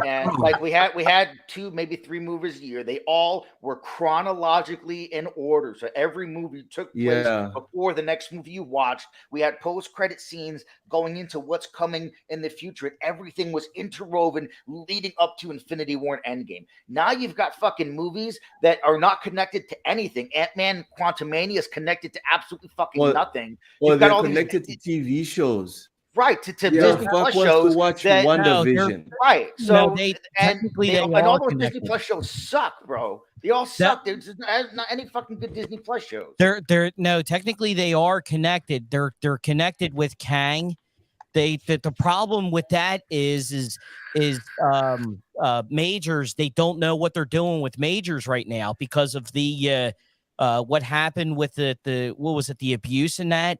They don't know what's going to happen. They were actually criminal case. You recast him. Not a big deal. He's been Kang in all of one fucking thing. No, or two but he's things. been proven innocent. Yeah, but the thing is they were thinking about doing that with the Loki season 2 that's coming up, but they had so much of season 2 already done. They were starting to do pre-production when this happened, and they didn't know what was going on. But it's all supposed to revolve around Kang somehow. But no, I agree with Noble. Right, because their Infinity War and Endgame is going to be Kang Dynasty, like fucking 5 years from now. See, I just don't think the movies that they've had out the last couple, like the Doctor Strange, that was actually pretty good. The Thor was probably the worst Marvel movie I've ever seen. Love and Thunder was disgusting. Love and Thunder was so bad. And so bad. Glad I didn't watch it. That's when you go. That's what happens when you fuck with shit. And Taika wants to do another one, and it's like, dude, why? Stay the hell away. They're not. Next thing they're gonna make a white blade, and I ain't going to watch that shit either. If people were paying me to fuck shit up, I would want to keep fucking shit up and getting paid to do it. So Taika wanting to do it. But like I was saying, all of those movies though, Thor: Love and Thunder, Doctor Strange: Multiverse of Madness, Ant-Man: Quantumania, they all felt like their own things. They don't feel connected to the rest of the universe. Well, I mean, they don't feel like they're part of something anymore. Probably the best one out of all of them. And even Guardians 3 didn't feel connected. It just felt like a third Guardians movie. But even the like movies really, really for me it's more the saturation of there's no anticipation, and that's cool when something's brand new and fresh. But like once you do like 10 of them and then they're still coming out fucking 3 times a year, it's like, okay, I've been marveled the fuck out. That's what happened with Call of Duty. I know some people may feel that way, and I hear people saying superhero fatigue, but me personally, I don't have superhero fatigue. And when I look at the roadmap that Marvel lays out of, here's the projects we have coming out, and one of them is like a Blade movie and this movie and that movie. I'm excited for these projects. But when they don't work and when they come out and they're dog shit, and when I don't feel like they're not building towards anything, 100%. like before, you had to watch the next movie to see what happens next. You couldn't miss a movie because you need to see what is the next part that leads into what's gonna come. You needed to ride that roller coaster. These now they're not on the same ride. There's no point. You could miss the last 5, and whatever the next movie is, it doesn't matter. Superhero fatigue. Well, I mean, it's like, to be honest with you, like even like Black Panther, the second one, it was like it had an agenda that it was preaching to me. Now, like when I watch Marvel movies, I go there to turn my brain off, not to sit there and hear about like I don't want to be taught shit. Right. I don't want to be taught shit. But guys, I don't want to hear your fucking view on nothing. I just want to be entertained. That's it. Yes. The first Black Panther movie was also preaching. The only difference is the preaching was not the forefront. Right. So the preaching was about isolationism and just not being open, right? Right. That's what the message was for the first one. But no one noticed because it was the packaged very well. But the entertainment was like the at the forefront. The second one, it was nauseating. But that's what happened. Real, Disney's good at that, making me nauseous and pissed. Disney hijacked Marvel and hijacked Star Wars and started using those films as fucking a way to send a message about their beliefs and agendas and social awareness and shit. And it's like, instead of just focusing on making good movies or good shows, it was again, this fucking social fucking agenda that we're gonna push. And whether the movie is good or not is irrelevant to us. It doesn't matter. We hijacked the most popular fucking IPs of all time, and that's it. We won. I think it's Catherine Kennedy. Because she's the one who keeps pushing these agendas, who keep changing script ideas, who keeps changing character identities. Yeah, the fuck. Leave them alone. Create a new one. Like that. Well, sadly, with Marvel, that's been going on. That went on a long time ago. When Disney first bought him, after a while, about 2014 is when they started releasing comics that were miserable. and they started tanking the all of their comics comic like that. brands. Now it's such a joke. There's actually a Spider-Man that's coming out where it's a what if comic, but it's the main Spider-Man comic where Spider-Man is now going to be the Goblin, and what is it? Harry is going to be Spider-Man, and I'm like, what? What? And Yeah, it that's sounds like that's they're what's really- happening. That's That a is- stupid idea. It's got to that be is Disney. what- God. That's what's happening right now. That's literally It's what's the happening in the writers current- though, man. That's because even with the I comic swear books they and get things, together and they're like, it's "What's the comic- dumbest shit we could comic possibly writers. do? And Let's they, do and it." They keep writing these things, and just like with the movies, the books don't fucking sell. Well, no, they and don't you, sell. you think They that someone cancel at the them. top, you think, you think someone at the top would be like, "Listen, Keep no, pushing, keep pushing. We just They- burned $40 million. They We're not cancel doing the that again." comics. They keep cancel doing these it. comic runs, and then they get They the same- quadruple down. No. They quintuple down. They go down and they let them rewrite it and start it over again. There's what Captain Marvel's been started 6 times in the last like 8 years. It's had 6 reboots, and it had runs that were like 2 or 3 issues, and then they canceled it, and then they'd start again. And the same writers come back, and they just keep trying to do it again. It's like, what are you doing? They're not making any money. And the thing is, you would think at this point, like society has told people, like, listen, we're not interested in that. Just Enough of this shit. Look at Mario. Mario was just here's the fun. type of shit Made $1 we billion. like. Right. Or look at fucking Top Gun Maverick. Top Gun Maverick was fucking awesome. Was a nostalgia bait, yeah, but it didn't have any fucking social agendas or preachy bullshit, and people went to it and fucking loved it. It This did is a have time where preachy nobody. bullshit. It was about nationalism. It was about Was it? patriotism. Just Well, because yeah, but what's that's a being fucking preached military on movie. screen you agree with doesn't mean that there's nothing being preached. I'm not saying I'm for or against patriotism or nationalism or whatever. I'm just trying to point out, guys, the problem is not with the politics being thrown at people's faces. Politics have been in Yes, it every is. single movie that's ever existed. Because The all movies problem are is how propaganda you of some dress it kind. up. No, Yes, 100%. there's Yeah, always but an idea. yeah. There's always Right. a message that you're trying to Right. convey. The problem is how you dress it up. The How you problem convey is it. that How they're hard are you lazy. pushing it? Yeah, how hard They're are you pushing it? lazy. Yeah. Oh, They, are they lazy, don't dude. take the time to develop. Well, they're the pissing me characters, off, and I'm saving a develop lot of the money. themes. It's But it's not embarrassing. good. Even my It's like- kids are bored watching this. Well, have you seen there's signs that were being held up by the writers on the writer's strike, and the signs were saying, we want better than what was it, starvation wages, and these are people who make like 6 figures a year. Yeah. I'm like, Th- what? These are also people- Yeah, you're right. Wait. Oh, most actors do not make 6 figures a year, Not though. actors. No, but the writers. These are writers. A lot of the writers don't either. A lot of the writers don't either. Paul, here's the bottom line. I'm going right? on the These people that are people, in unions and the union scale. If you right? look at It is union the scale, the unions are holding hostage people who now are not able to pay their bills. The top A-list actors and the top writers and directors and producers, they're feeling this, but it ain't hurting them long term. But Yeah, they can afford it. Wait, but you're blaming the union, not the studios. They're telling them we're trying to starve them out because that's what the studio said. No, the unions are making demands of the studio, and the studio said, Yeah. we're not going to give in to your demands, and they don't have to, by the way. And the studio are saying, yeah, well, we can last. We can sit here and last all fucking day. At some point, these other people have to pay their rent, and they're gonna fucking. Yeah, Well, these people with fucking 5-minute roles in a movie and shit that get $50,000, $100,000 for their showing up. That don't hurt them, or that hurts them.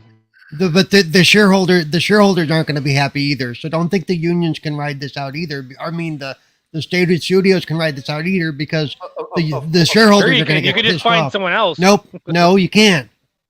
They have contracts too. They can't. Yeah, But but this- The wait a point, minute. Paul, is you may be someone that doesn't give a shit, right? You're someone who doesn't care, but you're part of the Screen Actors Guild, and you're told, listen, you don't fucking work. You understand me? But there's a role that they'll pay. No. You don't fucking work. Well, it's part of the union agreement. I've been part of a union. That's just Exactly. part of the agreement. That's Right, and that's why I'm saying the unions are holding these people fucking hostage. well. There's No, people that see, are no, part- wait. But see, you're saying that no, the studios are the ones that are refusing to go to the table. The studios are the ones that are refusing to pay a living wage to some of these lower paid people. The studios are the ones that are saying we're define making. living wage.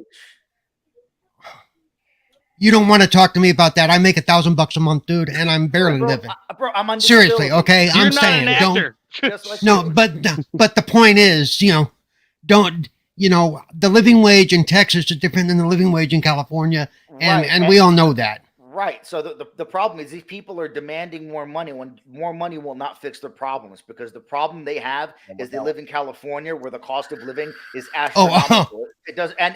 Okay. Okay. Yeah. bro. No. I don't mean to interrupt. But No, I don't want. You increase how much money they make, and guess what? The cost of everything goes up around them. I have to Right back in the same. That's just. Speaking of which, guys, let's go ahead. It's 8 o'clock. Let's go ahead. More of the story is don't live in California. Exactly. It's not just California, and it's more than just that. It's mostly and it's more California. Than just that. California is fucking insane. Stop. It's more than just that. I'll go over there and kick that San Andreas fault right now. I don't give a fuck. Right. Yes. I can push. Oh my God. Big. Okay, guys, we gotta get rolling. So that is our show, guys, and so let's go ahead and get these guys out. This is fun. In California. Yeah, Lo, where can we find you, sir? Yeah, it's a long drive to California. I gotta get going. This was very fun. You can find me on Wasted with Wize every Friday. And you can find me on TSWS Gaming on Tuesdays and Fridays. And you can't find me on Twitter. Goodbye. Thank you, sir. Super, where can we find you, sir? YouTube at Supernova Gaming, Twitter at Gaming Supernova, PSN at Supernova Gaming, and my Xbox gamer tag is Real Supernova. And then here every Friday with you guys if I'm not fired. You're here always. Darth, where can we find you, sir? Well, you can find me here every Friday with all of you idiots. And then I am on Twitter at Praxis Darth, and then if I'm playing and I'm not hiding in private mode, you can find me on Xbox at Darth Praxis. Great. Cerebral, where can we find you, sir? I have no idea. Pop Up Powerbomb Podcast. I have that Mondays on 4GQ TV. Wednesday, every once in a while on Wednesdays on whatever the hell it's called. I don't know. But they're Monday, Wednesdays, and Thursdays on 4GQ TV. Tuesdays on the Xbox Ambassador channel for Gaming Differently with Cerebral Paul. And on Tuesday nights with the Retro Renegades. And then on Fridays here with this weird group. So, yeah. Thank you. Jim, where can we find you, sir? You can find me somewhere among the stars here on this podcast. And yeah. Cool. And maybe the Twitter, X, whatever you want to call it, porn site. Oh, wait, no, that's not the porn site. Wrong one. Dude, where can we find you, sir? Good question. I don't know. Wow. Yeah, maybe Twitter to somewhere. The only channel that I'm actually starting to really rev up is Initiate Swarm Protocol. Okay. So go over and I ain't seen nothing lately. Did I miss something? We're preparing for about 50 videos next year. Oh my God, you got to do this to me. Yeah, wow. Okay. But you're going to be on this podcast as more frequently, I will be on this podcast as much as I can. Things are starting to what's the best word? Lighten up, I guess. Yeah. Yes, improve. So yes, I will be on here as much as I can. Okay, cool. Nelson, where can we find you, sir? Nelson Gaming 12 on Twitter, on PlayStation, Nelson Gaming 778 on Xbox, X Video. Wait, we're on podcast. And in your nightmares. Oh, okay. Well, yeah. Well, cool. All right. Last but not least, Mr. Bushido, where can we find you, sir? You can find me every Wednesday night at 7 p.m. Eastern Standard Time on the KY Bobby Show, which is called Game Set Live. You can catch me on Fridays here with this ragtag band of misfits and degenerates. And Twitter, Xbox, and PlayStation Mr. Bushido, N7, and the N7 is for. I had to figure out what I got to say what that's for. I know what it's really for, but now I got to change Mass it to Effect. something clever. No, but I need to change it to something clever. So like Nightingale. So Normandy. No, I need something off of that though. It's got to be idiotic, but at the same time, Big Dick Shepherd. I work on it. Yeah, N7 because he likes 7 nachos. Okay, I don't know. Yeah, the N is for nachos. There you go. Yeah, N is for nachos. Yeah, that's always good. And it's always good for nachos. All right, yeah, you can find me. My name is Wize Old Gamer with a Z. You can find me on PlayStation, Xbox, Wize Old Gamer with a Z, and Twitter, also with a Z. By the way, if you get your panties in a furrow, I would not recommend following me on Twitter because you might get offended.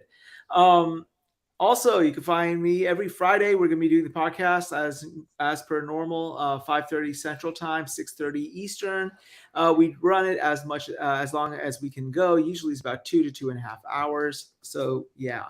Well, there was like 12 people today, so there's an excuse. Well, it's cool. It happens, and I want everyone to get in their words in. And hey, at least you can get people on your show. You got 12 panel members. People have a hard time getting 3 or 4. Well, that's cool. I'm really grateful for what everyone's done. Also, in the description will be everyone's contact information plus the Patreon. As I said, we're trying to support these guys. I'm trying to do whatever I can to sort of see if we can find some sort of enumeration. We only got one tier right now. It's only $2, but we will definitely mention your name at each podcast because we are grateful. But as the I don't want $2 Chuck. It ain't gonna happen. No, we need more than $2. Yeah, we we're gonna support that. And so I don't know how other podcasters run it, but like all going forward, just know that whatever money gets donated to us, either via Patreon or even for me, like via Super Chats, if ever that day comes, it will be divided evenly amongst all the panel members and guests. So yeah. But guys, that is our show. And yeah, thank you for tuning in. Thank you for the chat. Ryan Landers, for Brizzle, DE, all of you guys. And that's it. Remember, you can be anywhere in the world, but you've not been anywhere until you've first been wasted with Wize. And we are out. 1, 2.